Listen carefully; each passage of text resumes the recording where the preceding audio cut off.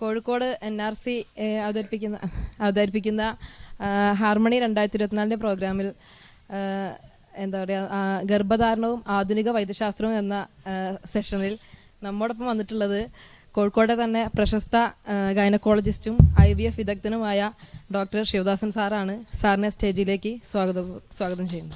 ആദ്യമായി ഇങ്ങനെ ഒരു പരിപാടിയിൽ ഹാർമോണി 24 മതരഹിത കുടുംബ സംഗമത്തിൽ പങ്കെടുക്കാൻ എനിക്ക് ക്ഷണം കിട്ടിയതിലും ഇങ്ങനെ ഒരു സംഗമത്തിൽ ക്വസ്റ്റ്യൻ ആൻസർ സെഷനിൽ ഇൻവോൾവ് ചെയ്യാൻ പറ്റിയതിൽ വളരെ സന്തോഷമുണ്ട്. നിങ്ങൾക്കെല്ലാവർക്കും ആശംസകൾ. Thank you. ഞാൻ എൻ്റെ ചോദ്യം ആരംഭിക്കുകയാണ്. നമ്മളൊരു കുഞ്ഞിൻ്റെ ജനന സമയം നോക്കി, അതായത് കുട്ടി ജനിക്കുന്ന സമയത്തെ നോക്കിയിട്ട് ആളുകൾ എന്താ പറയുക, നല്ല സമയമൊക്കെ നോക്കി കാണാറുണ്ട്. പിന്നെ നക്ഷത്രങ്ങളൊക്കെ നോക്കിയിട്ട് കുട്ടിയുടെ സമയം അത് എത്രത്തോളം എങ്ങനെയാണ് അതുമായിട്ട് ബന്ധപ്പെട്ട് കുട്ടിയുടെ ജനന സമയം അല്ല അത് കണക്കാക്കുന്നത്? കറക്റ്റ്, ജോസ്നെ പറഞ്ഞു കറക്റ്റ്. അതിപ്പോ നമുക്ക് എല്ലാവർക്കും അറിയുന്ന കാര്യമാണ്. അതായത് ഒരു കുഞ്ഞ് ജനിക്കുമ്പോൾ ആ കുഞ്ഞ് ജനിച്ച ദിവസം സമയം അത് കറക്റ്റായിട്ട് നമ്മൾ തിട്ടപ്പെടുത്താം എന്ന ഒരു പ്രക്രിയ നമ്മുടെ നാട്ടിലുണ്ട്. അപ്പോൾ അത് പ്രാധാന്യമായിട്ട് യൂസ് ചെയ്യുന്നത് അറിയാമല്ലോ. അത് ആ കുട്ടിയുടെ ആ വ്യക്തിയുടെ ജീവിതത്തിൽ അവരുടെ ജീവിത വഴികളിൽ അവരുടെ വിധി അല്ലെങ്കിൽ അവരുടെ ഭാവി ഇതൊക്കെ പറയാനാണ് കൂടുതലായിട്ട് ഉപയോഗിക്കുന്നത്. വേറൊരു ആസ്പെക്റ്റിൽ നമ്മൾ യൂസ് ചെയ്യുന്നുണ്ട്. ഇപ്പൊ നമ്മളൊരു ഡേറ്റ് ഓഫ് ബർത്ത് എന്ന് പറഞ്ഞു കഴിഞ്ഞാൽ അത് നമുക്ക് വേറെ പല കാര്യങ്ങളിലും ലീഗലി ആവശ്യമുള്ളതാണ്. അതിനെപ്പറ്റി അല്ല ഇപ്പൊ നമ്മൾ സംസാരിക്കുന്നത്. അതായത് ജനിച്ച സമയം വെച്ചിട്ട് ഇയാൾ ഇന്നതാവും എന്നുള്ള ആ ഒരു ഇത് പറയുമ്പോൾ അതില് ആ ജന്മം എന്ന് പറയുന്നത് എവിടെയാണെന്നുള്ള ചോദ്യമാണ്. അതാണ് അതില് ഒരു പ്രശ്നം എന്താന്ന് വെച്ച് കഴിഞ്ഞാൽ നമ്മൾ എടുക്കുന്ന സമയം എന്ന് പറയുന്നത് എപ്പോഴും കുട്ടി ജനിക്കുന്ന കുട്ടിയുടെ തല പുറത്ത് വരുന്ന ഒരു സമയമാണ് അല്ലെ. അപ്പോൾ ശരിക്കും ആ സമയത്താണോ ശരിക്ക് ആ ഒരു വ്യക്തിയുടെ ഘടന സംഭവിച്ചിട്ടുള്ളത് എന്നുള്ള ചോദ്യമാണ് അവിടെ. അപ്പൊ അങ്ങനെ ആലോചിക്കുമ്പോൾ, ജൈവപരമായിട്ട് നമ്മൾ ആലോചിക്കുമ്പോൾ അത് ശരിയല്ല. കാരണം ഒരു ജീവി ഉണ്ടാകുന്നത് ഒരു ബീജവും അണ്ടവും കൂടെ സംയോജിച്ചിട്ടാണല്ലോ. അപ്പൊ ആ ഫെർട്ടിലൈസേഷൻ നടന്നു കഴിയുമ്പോഴാണല്ലോ അത് സംഭവിക്കുന്നത്. അത് ഈ പറയുന്ന ജന്മത്തിന് എത്രയോ മുന്നെയാണ്. നമ്മളൊരു സാധാരണ ഒരു സ്ത്രീയുടെ ഓവുലേഷൻ സൈക്കിളില് ഓവുലേഷൻ സംഭവിച്ച് യൂഷ്വലി 24 hours കഴിയുമ്പോഴാണ് ഫ്യൂഷൻ നടക്കുന്നത്. അപ്പോഴാണ് സൈഗോട്ട് ഭ്രൂണം. അപ്പൊ ശരിക്കും പറഞ്ഞു കഴിഞ്ഞാൽ ആ ജനിതക ഘടന രൂപപ്പെടുന്നത് ആ സമയത്താണ്. അത് ആർക്കും അറിയാൻ പറ്റത്തില്ല. കാരണം ഇപ്പോ എത്ര നമ്മൾ കാൽക്കുലേറ്റ് ചെയ്താലും നമ്മൾ ഓവുലേഷൻ കറക്റ്റായിട്ട് സൈക്കിൾസ് കറക്റ്റായിട്ട് വരികയാണെങ്കിൽ പോലും അത് പ്രിസൈസ് ആയിട്ട് നമുക്ക് പറയാൻ പറ്റില്ല. ഞാൻ എന്തുകൊണ്ടാണ് അത് പറയുന്നത് വെച്ച് കഴിഞ്ഞാൽ നമ്മൾ പറയുന്ന സമയത്തിന് കൊടുക്കുന്ന പ്രിസിഷൻ ഒരിക്കലും മറ്റതിൽ എടുക്കാൻ പറ്റത്തില്ല. അപ്പൊ നമുക്ക് ഒരിക്കലും യഥാർത്ഥത്തില് ആ ജനിച്ച സമയത്തിന്റെ പ്രാധാന്യത്തോടുകൂടെ ഉള്ള ഒരു രീതിയല്ല നമ്മൾ ജനിക്കുമ്പോഴുള്ള ഇത്. ഒന്ന്. രണ്ടാമത്തേത് എന്ന് പറഞ്ഞു കഴിഞ്ഞാൽ ഇപ്പൊ ആദ്യം പറഞ്ഞതിൽ തന്നെ ചെറിയൊരു കൺഫ്യൂഷൻ ഉണ്ട്. ഇപ്പോൾ നമ്മൾ ശരിക്കും ഒരു വ്യക്തിയുടെ സവിശേഷതകൾ അല്ലെങ്കിൽ അയാൾ ആ ഒരു വ്യക്തിത്വം ഡെവലപ്പ് ചെയ്യുന്ന അല്ലെങ്കിൽ അയാളുടെ കോൺഷ്യസ്നെസ് അത് ശരിക്കും പറഞ്ഞു കഴിഞ്ഞാൽ മുഴുവനായിട്ട് ആ ജനിതക ഘടന മാത്രമല്ലല്ലോ. കാരണം കുറെ നമ്മുടെ നേച്ചർ ആൻഡ് നേച്ചർ എന്നുള്ളൊരു കൺസെപ്റ്റ് ഉണ്ട്. ഒരു സാമൂഹിക സമ്പർക്കങ്ങളിലൂടെയും സൊസൈറ്റൽ സ്റ്റിമുലേഷനിലൂടെയും ഒരു വ്യക്തിയുടെ വ്യക്തിത്വം രൂപപ്പെടുന്നുണ്ട്. അപ്പൊ അങ്ങനെ നോക്കുമ്പോൾ അയാളുടെ ഭാവി നിശ്ചയിക്കുന്ന ആ കാര്യങ്ങളുണ്ടല്ലോ. അപ്പൊ അങ്ങനെയൊക്കെ നോക്കുമ്പോ അതിൽ വലിയ അർത്ഥമൊന്നുമില്ല. പക്ഷെ പിന്നെ നമ്മൾ നമ്മുടെ നാട്ടിലുള്ള പാരമ്പര്യമായിട്ട് ചെയ്യുന്ന കാര്യങ്ങൾ, ഇപ്പൊ ഞാനൊരു ഡോക്ടർ ആയതുകൊണ്ട് ഞാൻ ഈ എന്താ പറയാ ഭൂരിപക്ഷ വിശ്വാസി സമൂഹത്തിൽ ജീവിക്കുന്നതുകൊണ്ട് തല പുറത്തു വരുമ്പോ ഞാനും വെയിറ്റ് ചെയ്യുമ്പോ സമയം നോക്കിക്കോളൂ എന്ന് പറയും. അതുകൊണ്ട് നമുക്കിപ്പോ ഒന്നും ചെയ്യാൻ പറ്റത്തില്ല. ഇതിൽ വേറൊരു പ്രശ്നം എന്താ വെച്ചാൽ ചിലപ്പോ തലയല്ല വരിക, കുട്ടിയുടെ പൃഷ്ഠഭാഗമാണ് വരിക, ബീച്ചാണ് വരിക. അപ്പോഴും ഒക്കെ കൺഫ്യൂഷനാണ്, മനസ്സിലായി. പിന്നെ വേറൊന്ന്, നമ്മൾ സിസേറിയൻ ചെയ്യുമ്പോൾ പലപ്പോഴും നമ്മൾ കാണുന്നത്, ഞാനൊരു ഗൈനക്കോളജിസ്റ്റ് ആയിട്ട് നമ്മൾ അനുഭവിക്കുന്ന അവസ്ഥ എന്താന്ന് വെച്ച് കഴിഞ്ഞാൽ, സാറേ ഇത്ര സമയത്ത് നമുക്ക് സിസേറിയൻ ചെയ്യണം എന്ന് പറയും. അപ്പൊ ഈ അച്ഛനും അമ്മയാണ് നിശ്ചയിക്കുന്ന കുട്ടിയുടെ വിധി, മനസ്സിലായി. അതാണ് സ്ഥിതി. അപ്പൊ നമ്മള് ആ കുട്ടി പുറത്തേക്ക് വരുന്ന ആ ടൈമാണ് എന്നുള്ളത് നമുക്ക് നിശ്ചയിക്കാൻ പറ്റില്ല എന്ന്. അല്ല, അതിപ്പോ നമ്മുടെ സമൂഹത്തിൽ അങ്ങനെ ഒരു വിശ്വാസം നിലനിൽക്കുന്നതിൽ നമ്മളത് അംഗീകരിക്കാതെ നമുക്കൊന്നും ചെയ്യാൻ ഞാൻ പറഞ്ഞ ശാസ്ത്രീയമായിട്ട് നമ്മൾ നോക്കുകയാണെങ്കിൽ അതിപ്പോ ബീജത്തിനായാലും ഇപ്പൊ നമ്മ നേരത്തെ പറഞ്ഞല്ലോ, ബീജത്തിനും ജീവനുണ്ട്, അണ്ടത്തിനും ജീവൻ, രണ്ടും വരുന്ന ഭ്രൂണത്തിനും ജീവനുണ്ട്. അപ്പൊ നമ്മള് ഗർഭം ധരിക്കുന്ന ആ സമയത്താണോ ജനന സമയം, അതോ പുറത്തോട്ട് വരുന്നതാണോ? അല്ല, ഞാൻ പറയണത് എനിക്ക് തോന്നുന്നത് നമ്മൾ ലോജിക്കലി ചിന്തിക്കുകയാണെങ്കിൽ, കുറച്ചും കൂടെ ശാസ്ത്രീയമായിട്ട് ചിന്തിക്കുകയാണെങ്കിൽ ഒരുപക്ഷെ ആ സൈഗോട്ട് ഡെവലപ്പ് ചെയ്യുന്ന സമയമായി എടുത്തേക്കാം, അതെടുക്കാം ജനനസമയം. കുറച്ചും കൂടെ ഇപ്പൊ നമ്മൾ ചെയ്യുന്നതിനൊക്കെ എത്രയോ ലോജിക്കലി അത് കറക്റ്റ് ആണ്. പക്ഷെ അത് എങ്ങനെ കണ്ടുപിടിക്കുന്നുള്ളതാണ്. മനസ്സിലായോ? കണ്ടുപിടിക്കണമെങ്കിൽ അത് കുറേ കൂടെ സങ്കീർണ്ണമാണെന്ന് ഞാൻ പറഞ്ഞത്. ഒരു IVF ചെയ്യുന്ന സമയത്ത് മാത്രമേ നമുക്ക് പറയാൻ പറ്റൂ. ഇനി അതിൽ വേറൊരു കാര്യം പറഞ്ഞുതരാം. അപ്പൊ IVF ചെയ്യുകയാണെങ്കിൽ നമ്മൾ എന്താ ചെയ്യുന്നത്, ബീജവും അണ്ടവും കൂടെ നമ്മള് ബീജം പുറത്തെടുത്തു, അണ്ടം നമ്മള് വൈഫിന്റെ ഓവറിൽ നിന്ന് നമ്മൾ സ്ത്രീയുടെ ഓവറിൽ നിന്ന് വലിച്ചെടുക്കുന്നു. എന്നിട്ട് രണ്ടും കൂടെ മൈക്രോസ്കോപ്പിന്റെ സഹായത്തോടു കൂടെ നമ്മൾ ഫ്യൂസ് ചെയ്യുന്നു. ഫ്യൂസ് ചെയ്തിട്ട് ഒരു ദിവസം കഴിയുമ്പോഴാണ് അത് ഫെർട്ടിലൈസ്ഡ് എഗ് ആവുന്നത്, അല്ലെ? അപ്പോ അങ്ങനെ എഗ് ആയിട്ട് നമ്മൾ അതിൽ പല ഭ്രൂണങ്ങളെയും നമ്മൾ ശീതീകരിച്ച് വെക്കുന്നുണ്ട്. ഇപ്പൊ എന്റെ ഒരു പേഷ്യന്റ് ഉണ്ട്, ഞാനിപ്പോ അവരുടെ IVF ചെയ്തിട്ട് ആദ്യത്തെ കുട്ടിക്ക്, IVF ചെയ്ത ഒരു കുട്ടിക്ക് 5 വയസ്സായി. അവരുടെ അന്ന് തന്നെ എടുത്തു വെച്ച ശീതീകരിച്ച ഭ്രൂണം അവര് സാറേ ഡോക്ടറെ ഞങ്ങൾക്ക് രണ്ടാമത് കുട്ടി വേണമെന്ന് പറഞ്ഞിട്ട് നമ്മളിപ്പോ വന്നു. അവര് വന്നിട്ട് നമ്മൾ ആ ശീതീകരിച്ച ഭ്രൂണം തോ ചെയ്തിട്ട് നോർമൽ കൊണ്ടുവന്നിട്ട് യൂട്രസിൽ വെച്ചിട്ട് പ്രഗ്നൻസി ആക്കി ഇപ്പൊ രണ്ടാമത് കുട്ടിയായി. അപ്പോ ആ സമയത്ത് വരുന്നതാണ്. ആ കുട്ടിയുടെ ജനന സമയം എങ്ങനെ നിശ്ചയിക്കും? ശരിയാണ്, അതാണ് ഞാൻ പറഞ്ഞ പോയിന്റ്. അപ്പൊ നമ്മള് കുറേം കൂടെ ലോജിക്കലായിട്ട് ചിന്തിക്കുകയാണെങ്കിൽ ഇങ്ങനെ പറയാം. പക്ഷെ അത് ഒരു സാധ്യതയായിട്ട് നമുക്ക് എങ്ങനെ പറഞ്ഞു കൊടുക്കും, അല്ലെങ്കിൽ എങ്ങനെ കണ്ടെത്താൻ പറ്റും, ആ സമയം കണ്ടെത്താൻ പറ്റും എന്ന് പറയാൻ പറ്റാത്തടത്തോളം കാലം ഇപ്പൊ ചെയ്യുന്ന പോലെ ചെയ്തോട്ടെ. ഓക്കെ. പിന്നെ അതുപോലെ തന്നെ നമ്മൾ കുട്ടി ജനിച്ചതിന് ശേഷം ഇപ്പൊ പലരും ഭക്ഷണം കൊടുക്കുന്നതിന്, ഇപ്പൊ കുട്ടി ജനിക്കുമ്പം ചിലര് വാങ്ക് കൊടുത്തതിന് ശേഷമേ ഭക്ഷണം കൊടുക്കാൻ പാടുള്ളൂ എന്ന് പറയുന്നുണ്ട്. അതുപോലെ തന്നെ നമ്മളിലാണെങ്കിൽ തന്നെ ടൈം ആയിട്ടില്ല, സമയം ആവാൻ രാഹുകാലായിട്ടില്ല എന്നൊക്കെ പറയാറുണ്ട്. അതിലൊക്കെ എന്തെങ്കിലും ഉണ്ടോ? അത് എത്രത്തോളം ശരിയാണ്? അല്ലെങ്കിൽ അതിലൊരു ശരിയില്ല. ഞാൻ പറയുന്നത് ശരിക്ക് യാഥാർത്ഥ്യബോധത്തോടു കൂടെ നമ്മള് പീഡിയാട്രീഷ്യൻസ് പറയുന്നത് എങ്ങനെയാന്ന് വെച്ച് കഴിഞ്ഞാൽ, കുഞ്ഞ് ജനിച്ച ഉടനെ, അതായത് അമ്മ പ്രസവിച്ച ഉടനെ തന്നെ ആസ് ഏർലി ആസ് പോസിബിൾ കുട്ടിക്ക് പാല് കൊടുക്കാന്നുള്ളത് എപ്പോഴാണോ കൺവീനിയന്റ്, അതായത് നോർമൽ ഡെലിവറി കഴിഞ്ഞാലാണ് ഞാൻ ഈ പറയുന്നത്. നേരെ മറിച്ച് ഇപ്പൊ സിസേറിയൻ ആവുമ്പോ പലപ്പോഴും ആ സ്ത്രീ ചിലപ്പോ ബോധത്തിന്റെ പ്രശ്നം ഉണ്ടാവും, അങ്ങനെയുള്ള പ്രയാസം ഉള്ളത് കൊണ്ട് വിത്തിൻ 1 hour എന്നാണ് പറയുന്നത്. മനസ്സിലായി? അപ്പോ ഈ പറയുന്നതിന് യാതൊരു ലോജിക്കും ഇല്ല. കാരണം ഇതെന്താണ് പ്രശ്നം, നമ്മളിത് പെട്ടെന്ന് പാല് കൊടുക്കേണ്ട ആവശ്യം എന്ന് പറഞ്ഞു കഴിഞ്ഞാൽ കുട്ടിക്ക് ഷുഗറിന്റെ അളവ് കുറയും. അങ്ങനെ വരുമ്പോ ഹൈപ്പോഗ്ലൈസീമിയ വരുമ്പോ അത് കുട്ടിയുടെ എന്താ പറയാ ഫിസിയോളജിക്കൽ ആക്ടിവിറ്റിനെ ബാധിക്കും. അപ്പൊ അതുകൊണ്ടാണ് നമ്മൾ ഇങ്ങനെ സമയം പറയുന്നത്. പിന്നെ ഇതിപ്പോ ഒരു വിശ്വാസമായിട്ട് ബന്ധപ്പെട്ടില്ലാണ്, അതിന്റെ പ്രോബ്ലമാണ് ഞാൻ പറയുന്നത്. ഇനി വേറൊരു കാര്യം ഞാൻ പറഞ്ഞത്, അപ്പൊ പലപ്പോഴും നമ്മള് കുട്ടി ഇപ്പൊ ജനിക്കുന്നത്, ഇപ്പൊ എന്റെ ഇപ്പൊ IVF ഒക്കെ ആയിട്ട് കുട്ടികൾ ജനിക്കുമ്പോ പലപ്പോഴും അല്ലെങ്കിലും മൂപ്പെത്താതെ പ്രസവിക്കുന്ന 7 മാസം, ശരിക്കും 40 ആഴ്ചയാണ് ഒരു പ്രഗ്നൻസി, 280 ദിവസമാണ്. പക്ഷെ പലപ്പോഴും മൂപ്പെത്താതെ പ്രസവിക്കുമല്ലോ. 32 ആഴ്ച അല്ലെങ്കിൽ 28 ആഴ്ച. എന്റെ ഒരു പേഷ്യന്റ് ഉണ്ട്, 28 ആഴ്ചയിലാണ് IVF ചെയ്തതാണ്. പെട്ടെന്ന് വെള്ളം പൊട്ടിയിട്ട് 28 ആഴ്ചയിൽ കുട്ടി പുറത്തു വന്നു. സിസേറിയൻ ചെയ്തിട്ടാണ് എടുത്തത്. ആ കുട്ടിക്ക് നമ്മള് ഈ പറയുന്ന വെള്ളം പോയിട്ട് പാല് പോലും കൊടുക്കാൻ പറ്റില്ല. ശരിയാണ്. വേറെ പല ആർട്ടിഫിഷ്യൽ ഫീഡിങ് IV ലൈനൊക്കെ ഇട്ടിട്ട് മെയിൻറ്റെയിൻ ചെയ്യാണ്. എത്രയോ കഴിഞ്ഞിട്ട് ആ കുട്ടിയുടെ ഇൻഡസ്റ്റൈൻ മെച്ചുറായി വരുമ്പോഴാണ് അവർക്ക് ഓറലി, അതായത് വായെ കൂടെ എന്തെങ്കിലും കൊടുക്കാം. അപ്പൊ ഈ പറയുന്ന സംഗതി അവിടെ അപ്ലൈ ചെയ്ത് കഴിഞ്ഞാൽ കുട്ടിയുടെ ജീവനെ തന്നെ ബാധിക്കും. ഓക്കെ. അതുപോലെ തന്നെ നമ്മളെ പ്രസവ ശുശ്രൂഷ, ഇപ്പം ഡെലിവറി കഴിഞ്ഞതിന് ശേഷം പലരും ഒരു 28 കഴിഞ്ഞ് അല്ലെങ്കിൽ 15 കഴിഞ്ഞ് കഴിഞ്ഞാൽ തന്നെ നമ്മൾ ലേഹ്യങ്ങൾ, അതുപോലെ തന്നെ പിന്നെ നമ്മൾ അരിഷ്ടങ്ങൾ, അതുപോലെ തന്നെ ഒരുപാട് ഭക്ഷണങ്ങൾ, ഇപ്പം കുട്ടിക്ക് എന്താ പറയുക നന്നാവാൻ വേണ്ടിയിട്ടാണ്, കുട്ടിക്ക് പാലുണ്ടാവാൻ വേണ്ടിയിട്ടാന്നൊക്കെ പറഞ്ഞിട്ട് ഒരുപാട് ഭക്ഷണം കൊടുക്കുന്നതായിട്ട് കാണാം സ്ത്രീകൾക്ക്. അത് എത്രത്തോളം നമുക്ക് ഇതാക്കാൻ പറ്റും? അല്ലെങ്കിൽ അത് ഈ നമ്മളിപ്പോ പറഞ്ഞ പോലെ തന്നെ ഒരു നമ്മുടെ നാട്ടിലുള്ള ഒരു ട്രഡീഷണൽ ആയിട്ടുള്ള ഒരു ബിലീഫാണത്. നമ്മൾ പ്രസവരക്ഷ എന്ന് പറഞ്ഞിട്ട്, ഈ പ്രസവരക്ഷ എന്ന് പറഞ്ഞിട്ട് ഇപ്പോ എനിക്ക് തന്നെ അറിയാം, എന്റെ പല പേഷ്യൻസും ഡെലിവറി കഴിഞ്ഞ് അവര് 10-45 ദിവസമൊക്കെ ഈ പ്രസവരക്ഷയ്ക്കുള്ള ചില കേന്ദ്രങ്ങളുണ്ട്, അവിടെ പോയി നിൽക്കുകയാണ്. അവിടെ പോയി നിന്നിട്ട് അവര് ഒരു സുഖചികിത്സ എന്ന് പറഞ്ഞിട്ട് അത് വേറൊരു തരം വാണിജ്യവൽക്കരണം നടക്കുന്നുണ്ട്. അപ്പൊ ഇതില് പറയുന്നത് എന്താണെന്ന് വെച്ച് കഴിഞ്ഞാൽ ഇങ്ങനെയൊക്കെ ചെയ്തില്ലെങ്കിൽ അവർക്ക് ഗർഭപാത്രം ചുരുങ്ങില്ല, പിന്നെ ആരോഗ്യം നശിക്കും എന്നൊക്കെ എന്നിട്ട് അങ്ങനെ കൊടുക്കുന്ന പല കാര്യങ്ങളും, ഇപ്പൊ കൊടുക്കുന്ന പല സാധനങ്ങളും, ഇപ്പൊ ഈ അരിഷ്ടം, ഇതൊക്കെ ഇതിന്റെ ഒന്നും കെമിക്കൽ ഘടനയൊന്നും എനിക്കറിയില്ല. ഞാൻ പറയുന്നത് എന്താന്ന് വെച്ച് കഴിഞ്ഞാൽ ഇതിന്റെ ഒരു കൺസെപ്റ്റ് വരുന്നത് എവിടുന്നാണ് എനിക്ക് തോന്നുന്നത്. കാരണം ഈ പ്രസവരക്ഷ എന്നുള്ള കൺസെപ്റ്റ് നമ്മുടെ നാട്ടിൽ വരാനുള്ള കാരണം ഒരു പക്ഷേ പണ്ട് കാലത്ത് ദാരിദ്ര്യം മുഴുവൻ പട്ടിണിയായിരുന്നു നമ്മുടെ നാട്ടിൽ. പൊതുവേ തന്നെ സ്ത്രീകൾക്ക് ഭക്ഷണം ഒന്നും കിട്ടൂല. വീട്ടിലെ ഭക്ഷണം പുരുഷന്മാര് കഴിച്ചു കഴിഞ്ഞാൽ സ്ത്രീകൾക്ക് ഭക്ഷണം കിട്ടും. അപ്പൊ സ്ത്രീകൾക്ക് ശരിക്ക് പ്രസവിച്ച് നിൽക്കുമ്പോൾ സ്വാഭാവികമായിട്ട് അവർക്ക് ഭക്ഷണത്തിന്റെ അളവ് കൂടുതൽ വേണം. കാരണം ലാക്ടേഷൻ പീരീഡിൽ അവരുടെ പ്രോട്ടീൻ റിക്വയർമെന്റും കാലറി റിക്വയർമെന്റും ഒക്കെ കൂടുതലാണ്.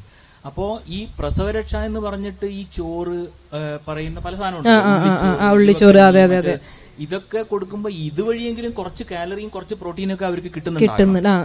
പക്ഷെ നമ്മളത് ഇപ്പൊ അപ്ലൈ ചെയ്യുമ്പോൾ, നമ്മളിപ്പോ ഈ 21-ാം നൂറ്റാണ്ടിൽ നമ്മൾ അപ്ലൈ ചെയ്യുമ്പോഴുള്ള പ്രോബ്ലം എന്താന്ന് വെച്ച് കഴിഞ്ഞാൽ നമുക്ക് അല്ലാതെ തന്നെ നമ്മുടെ വീട്ടില് നമ്മുടെ ഫ്രിഡ്ജിലും നമ്മുടെ ഒക്കെ ഇഷ്ടം പോലെ ഭക്ഷണ സാധനങ്ങൾ ഇങ്ങനെ വന്ന് അടിഞ്ഞിരിക്കുക. നമ്മള് പ്രസവിക്കാത്ത സ്ത്രീകൾ തന്നെ ഇത് കഴിച്ചിട്ട് ദുർമേധസ് കൊണ്ട് കഷ്ടപ്പെടുകയാണ്. അപ്പൊ ഈ പ്രസവരക്ഷ എന്ന് പറഞ്ഞിട്ട് ഈ നെയ്യും അരിഷ്ടവും ഒക്കെ ഇതിന് അഡീഷണൽ ആയിട്ടാണ് പോകുന്നത്. ഒരു ആവശ്യമില്ലാത്ത സാധനമാണിത്, മനസ്സിലായി? അപ്പൊ ഈ പറഞ്ഞ പോലെ, ഞാൻ നേരത്തെ പറഞ്ഞ പോലെ, അതും ഒരു ബിസിനസ് ആയി മാറിക്കൊണ്ടിരിക്കും. അപ്പൊ വിശ്വാസവുമായിട്ട് ബന്ധപ്പെട്ടുള്ള ഒരു വാണിജ്യവൽക്കരണം നടക്കുന്നത്. പിന്നെ ഇപ്പൊ നേരത്തെ ഞാനിപ്പോ ഇവിടെ നേരത്തെ സോയയുടെ ഒക്കെ സംസാരം കേട്ടിരുന്നു.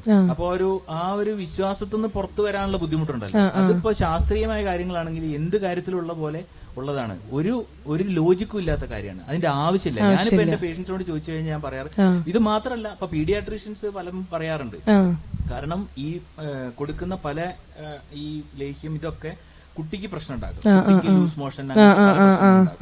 അപ്പൊ അത് ശരിക്കും അത് കൊടുക്കാതിരിക്കുന്നതാണ് നല്ലത്. കാരണം നമ്മളിപ്പോ സാധാരണ നമ്മളിപ്പോ ഇവിടുത്തെ പ്രത്യേകിച്ചും കേരളത്തിലേക്ക് നമ്മൾ നോക്കിക്കഴിഞ്ഞാൽ ഒരു സാധാരണ രീതിയിൽ കിട്ടുന്ന ഫുഡ് എന്ന് പറഞ്ഞാൽ വളരെ സമീകൃത ആഹാരം നമ്മൾ കഴിക്കുന്നത്. പ്രോട്ടീനൊക്കെ ഇഷ്ടം പോലെ, കാരണം മത്സ്യം, മാംസം, പാല്, മുട്ട, ഇതൊക്കെ നമ്മൾ സാധാരണ കഴിക്കുന്നുണ്ട്. പ്രത്യേകിച്ചും പ്രസവിച്ച സ്ത്രീകൾക്ക് കൊടുക്കുന്നുണ്ട്. പക്ഷെ വേറെ പല പ്രശ്നങ്ങളും ഉണ്ട്. ഈ പ്രസവിച്ച ആൾക്കാർക്ക് വെള്ളം കൊടുക്കരുത് എന്നൊക്കെ പറഞ്ഞേക്കാം. അതുമാതിരി ചിക്കൻ കൊടുക്കരുത്. ഞാനിപ്പോ ഇത് നിങ്ങൾ ഈ ചോദ്യങ്ങൾ ചോദിക്കാൻ പറയുമ്പോ ഞാൻ വെറുതെ കുറച്ചിങ്ങനെ സെർച്ച് ചെയ്തപ്പോ ഒരു ആൾട്ടർനേറ്റീവ് ചികിത്സയിൽ ആയുർവേദത്തില് കണ്ടതാണ്, മാംസം 12 ദിവസം കഴിഞ്ഞാൽ കൊടുക്കാൻ പാടുള്ളൂ. അതിലൊന്നും ഒരു യുക്തി ഇല്ല. കാരണം അത് ശരിക്കും മാംസ്യാഹാരങ്ങൾ നമ്മൾ നേരത്തെ കൊടുക്കാം. അപ്പൊ അങ്ങനെയുള്ള ഒരു മിസ്കൺസെപ്ഷൻസ് ആണ് അതൊക്കെ. അതിലൊന്നും ഒരു കാര്യമില്ല. Okay sir. അതുപോലെ തന്നെ കുറച്ച് മുന്നേ കണ്ടായിരുന്നു, ഈ കുറച്ച് നമ്മുടെ നാട്ടിലൊക്കെ മുത്തശ്ശിമാരുണ്ടാവും. അപ്പൊ അവര് ഈ വയറൊക്കെ നോക്കിയിട്ട് നിന്റെ കുട്ടി ആണാണല്ലോ, അല്ലെങ്കിൽ നിന്റെ കുട്ടി പെണ്ണാണല്ലോ എന്നൊക്കെ പറയുന്നത്, അതില് വല്ലതും ഉണ്ടോ? അപ്പൊ വയറ് നോക്കിയിട്ട് ആണാണോ പെണ്ണാണോ എന്നൊക്കെ നിശ്ചയിക്കുന്നതില് അതൊക്കെ എന്താ പറയാ. ഇപ്പൊ നമ്മളിപ്പോ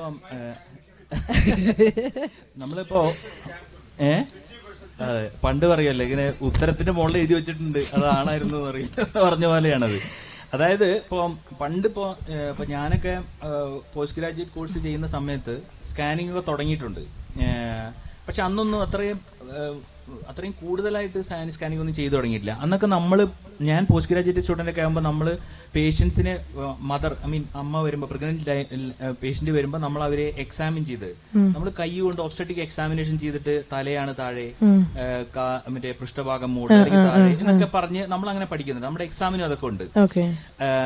ഈ സ്കാനിങ് വന്നതോടുകൂടെ ഇതിന് പോലും റിലവൻസ് ഇല്ലാതായി. കാരണം സ്കാൻ ചെയ്ത പ്രിസിഷൻ ആയിട്ട് നമുക്ക് എവിടെയാണ് തലയുടെ ഭാഗം, ഓക്സിപിറ്റൽ റീജിയൻ, ഏത് ഭാഗത്ത്, ഇതൊക്കെ പറയുന്നത് ഇതൊക്കെ വളരെ ഇമ്പോർട്ടന്റ് ആണ്. ഡെലിവറിക്ക് ഇതൊക്കെ വളരെ ഇമ്പോർട്ടന്റ്. അപ്പൊ ഇങ്ങനെ വളരെ പ്രിസൈസ് ആയിട്ട് ഈവൻ ഇപ്പൊ നമുക്ക് ലേബർ റൂമിൽ നമ്മൾ സ്കാൻ വെച്ചിട്ട് ഇത് പ്രസവിക്കോ ഇല്ലേ എന്ന് തന്നെ അസസ് ചെയ്യാൻ പറ്റുന്നുണ്ട്. അതിനനുസരിച്ച് ആ പ്രഗ്നൻസിയിലുള്ള കോംപ്ലിക്കേഷൻസ് കുറയാണ്.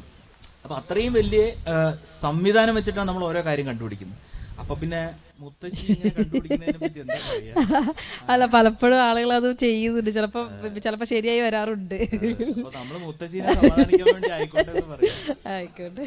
അതുപോലെ തന്നെ ഒരു ക്വസ്റ്റ്യൻ ആണ്, നമ്മളിപ്പം ഈ കുട്ടികൾ ഉണ്ടാവാതെ ഇപ്പം കല്യാണം കഴിഞ്ഞ സമയത്തൊക്കെ 1-2 വർഷമൊക്കെ ഒന്നും കുട്ടികൾ ഉണ്ടായിട്ടില്ലെങ്കിൽ നമ്മൾ ചെയ്യുന്നൊരു പരിപാടിയാണ് ഈ ഇപ്പൊ ഹിന്ദു വിശ്വാസ പ്രകാരം നമ്മൾ ഉരുളി കമിഴ്ത്താന്ന പരിപാടി ഉണ്ട്. അതുപോലെ തന്നെ ഇപ്പം മുസ്ലിം വിശ്വാസമാണെന്നുണ്ടെങ്കിൽ എന്താ ഒരു ഈ തങ്ങൾമാരുടെ അടുത്തൊക്കെ പോയിട്ട് ഊതിച്ച വെള്ളം വാങ്ങിക്കുക, അങ്ങനത്തെ കുറച്ച് പരിപാടികളൊക്കെ ഉണ്ട്. അതിലൊക്കെ എന്താണുള്ളത്? ഞാൻ പലപ്പോഴും ഇങ്ങനെ എന്നോടും പറയാറുണ്ട് പലരും രോഗികളും. ഞാനിപ്പോ IVF ചികിത്സിക്കുന്ന, അപ്പൊ IVF എന്ന് പറഞ്ഞാൽ നമ്മൾ ആദ്യം ചികിത്സിക്കുള്ളതല്ലോ, വളരെ ചെലവേറിയ ചികിത്സയാണ്. അപ്പം നാച്ചുറൽ ആയിട്ട് ആവുന്നില്ല, അല്ലെങ്കിൽ വേറെ ഇതൊക്കെ കഴിഞ്ഞ് ഏറ്റവും നമുക്കിപ്പോൾ ലോകത്ത് അവൈലബിൾ ആയിട്ടുള്ള ഏറ്റവും അഡ്വാൻസ്ഡ് ആയിട്ടുള്ള ട്രീറ്റ്മെന്റ് IVF. അപ്പൊ ഈ IVF ട്രീറ്റ്മെന്റ് ചെയ്താൽ അതിന്റെ സക്സസ് റേറ്റ് എന്ന് പറഞ്ഞു കഴിഞ്ഞാൽ കോയിൻസിഡന്റ്ലി 50% ആണ്. അതായത് നമ്മളിപ്പോ ചെയ്തു കഴിഞ്ഞാൽ ഒരു തവണ എംബ്രിയോ ട്രാൻസ്ഫർ ചെയ്ത് കഴിഞ്ഞാൽ അതിൽ 50% ചാൻസേ ഉള്ളൂ പിടിക്കാനുള്ള ചാൻസ്. അപ്പൊ നിങ്ങളൊന്ന് ആലോചിച്ചു, ഒരു IVF കൺസൾട്ട് എന്നുള്ള എന്റെ ആകാംക്ഷ പേഷ്യന്റിന്റെ വേറെ ഒരു ചെയ്ത് ഇത്രയും എക്സ്പെൻസീവ് ആയിട്ടുള്ള പ്രൊസീജിയർ കഴിഞ്ഞിട്ട് അവർക്ക് അത് കിട്ടാതെ വരുമ്പോ ഉള്ള ഒരു പ്രശ്നം. അപ്പൊ ഞാൻ ശരിക്കും പലപ്പോഴും ആലോചിക്കാറുണ്ട്, ഇങ്ങനെ ഈ ഉരുളി കമത്തുന്ന ആൾക്കാരൊക്കെ ഉണ്ടെങ്കിൽ നമുക്ക് നല്ലതാ, അതുവഴി അവരെ കൊണ്ട് പ്രഡിക്ട് ചെയ്യാൻ പറ്റുമെങ്കിൽ എനിക്ക് കുറെ കൂടെ എളുപ്പമാണ് കൗൺസിൽ ചെയ്യാൻ. ശരിയാണ്. ഓക്കെ സാർ, ഇപ്പം നമ്മളിപ്പം വേറൊരു കാര്യം ജോസഫ് സാറിപ്പം IVF വിദഗ്ധരാണല്ലോ, കുട്ടികൾ ഉണ്ടാവാതിരിക്കാൻ പ്രത്യേകിച്ച് എന്തെങ്കിലും കാരണങ്ങൾ എന്തെങ്കിലും ഉണ്ടോ? അതായത് ഇപ്പം അല്ല, ചുരുക്കി പറഞ്ഞു കഴിഞ്ഞാൽ നമുക്കിപ്പോ ഒരു ഭാര്യ ദമ്പതികൾ ഒന്നിച്ച് അൺപ്രൊട്ടക്റ്റഡ് ഇന്റർകോഴ്സ് നടത്തുമ്പോൾ സാധാരണ നിലയ്ക്ക് ഒരു നാച്ചുറലി നമ്മളൊരു 1 year വരെ വെയിറ്റ് ചെയ്യണം എന്നാ പറയാ. 1 year നമ്മൾ നാച്ചുറലായിട്ട് നമ്മൾ കൊടുക്കുക, നാച്ചുറലായിട്ട് ആവാനുള്ള സാധ്യത ഉണ്ട്. അതില്ലെങ്കിലാണ് നമ്മൾ കൂടുതൽ ഇൻവെസ്റ്റിഗേഷൻസ് ചെയ്യുക. പ്രധാനമായിട്ട് നമ്മൾ കാരണങ്ങൾ, പ്രഗ്നൻസി ആവാതിരിക്കാനുള്ള കാരണങ്ങൾ ചുരുക്കി പറയുകയാണെങ്കിൽ സ്ത്രീകളുടെ കാരണങ്ങളും പുരുഷന്മാരുടെ കാരണങ്ങളുമായിട്ട് തരംതിരിക്കുകയാണെങ്കിൽ പുരുഷന്റെ ഏറ്റവും പ്രധാന കാരണം എന്ന് പറഞ്ഞു കഴിഞ്ഞാൽ ബീജം ഇല്ലാത്ത അവസ്ഥ, അല്ലെങ്കിൽ ബീജത്തിന്റെ അളവ് കുറയുക, ബീജത്തിന്റെ ചലനശേഷി കുറയുക, അതിന്റെ ആകൃതി കുറയുക, മോട്ടിലിറ്റി, മോർഫോളജി ആൻഡ് കൗണ്ട്. പിന്നെ ചിലപ്പോൾ എന്താന്ന് വെച്ച് കഴിഞ്ഞാൽ ഈ വൃഷണത്തിൽ നിന്ന് ലിംഗത്തിലൂടെ പുറത്തേക്ക് വരാനുള്ള ഡക്റ്റ് ഉണ്ട്, ആ ഡക്റ്റിൽ ബ്ലോക്ക് ഉണ്ടെങ്കിൽ അതിൽ പ്രോബ്ലം വരും. ഇതാണ് മെയിൻ ആയിട്ട് പുരുഷന്മാരുടെ പ്രധാനമായിട്ട്. സ്ത്രീകളുടെ അങ്ങനെയല്ല, കുറച്ചും കൂടെ കോംപ്ലിക്കേറ്റഡ് ആണ്. സ്ത്രീകൾക്ക് നല്ല അണ്ടങ്ങൾ, ഓവറിയിൽ നല്ല അണ്ടങ്ങൾ ഉണ്ടാവണം.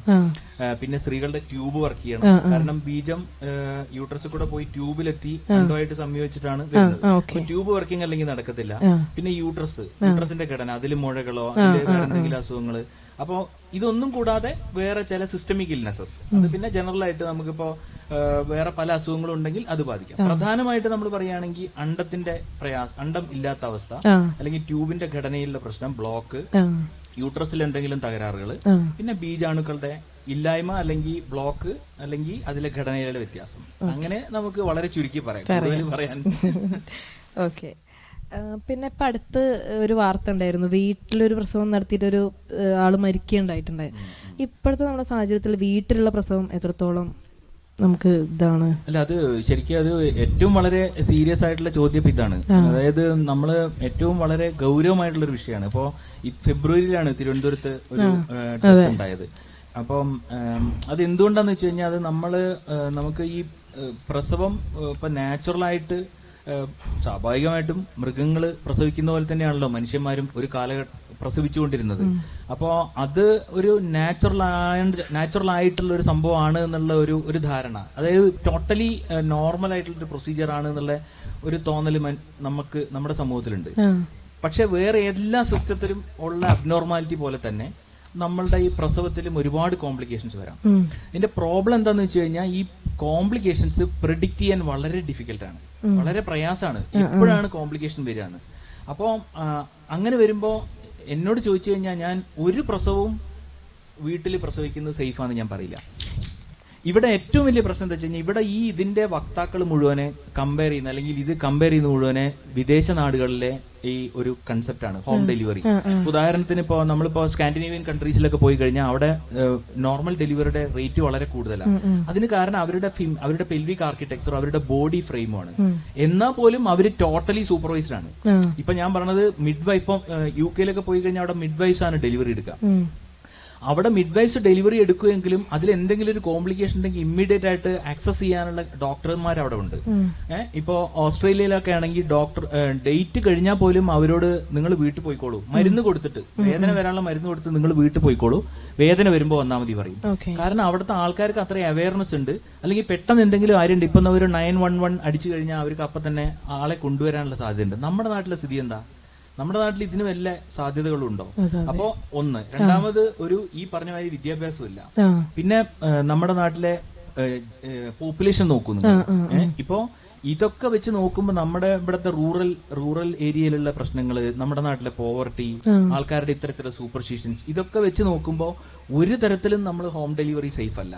കാരണം ഇപ്പോ ഉദാഹരണം ഞാൻ പറഞ്ഞത്, ഏറ്റവും കൂടുതൽ സാധാരണ രീതിയിൽ പ്രസവിക്കുന്നത് ആരാണ് എന്ന് ചോദിച്ചു കഴിഞ്ഞാൽ, സ്റ്റാറ്റിസ്റ്റിക്കലി ചോദിച്ചു കഴിഞ്ഞാൽ, ഏറ്റവും ഒരു ആവറേജ് വെയിറ്റ് ഉള്ള കുട്ടി, നല്ല ബ്രോഡ് പെൽവിസ് ഉള്ള ഒരു സ്ത്രീയുടെ എന്താ പറയാ പെൽവിക് ആർക്കിടെക്ചറിലൂടെ ഡെലിവറി ആകാം.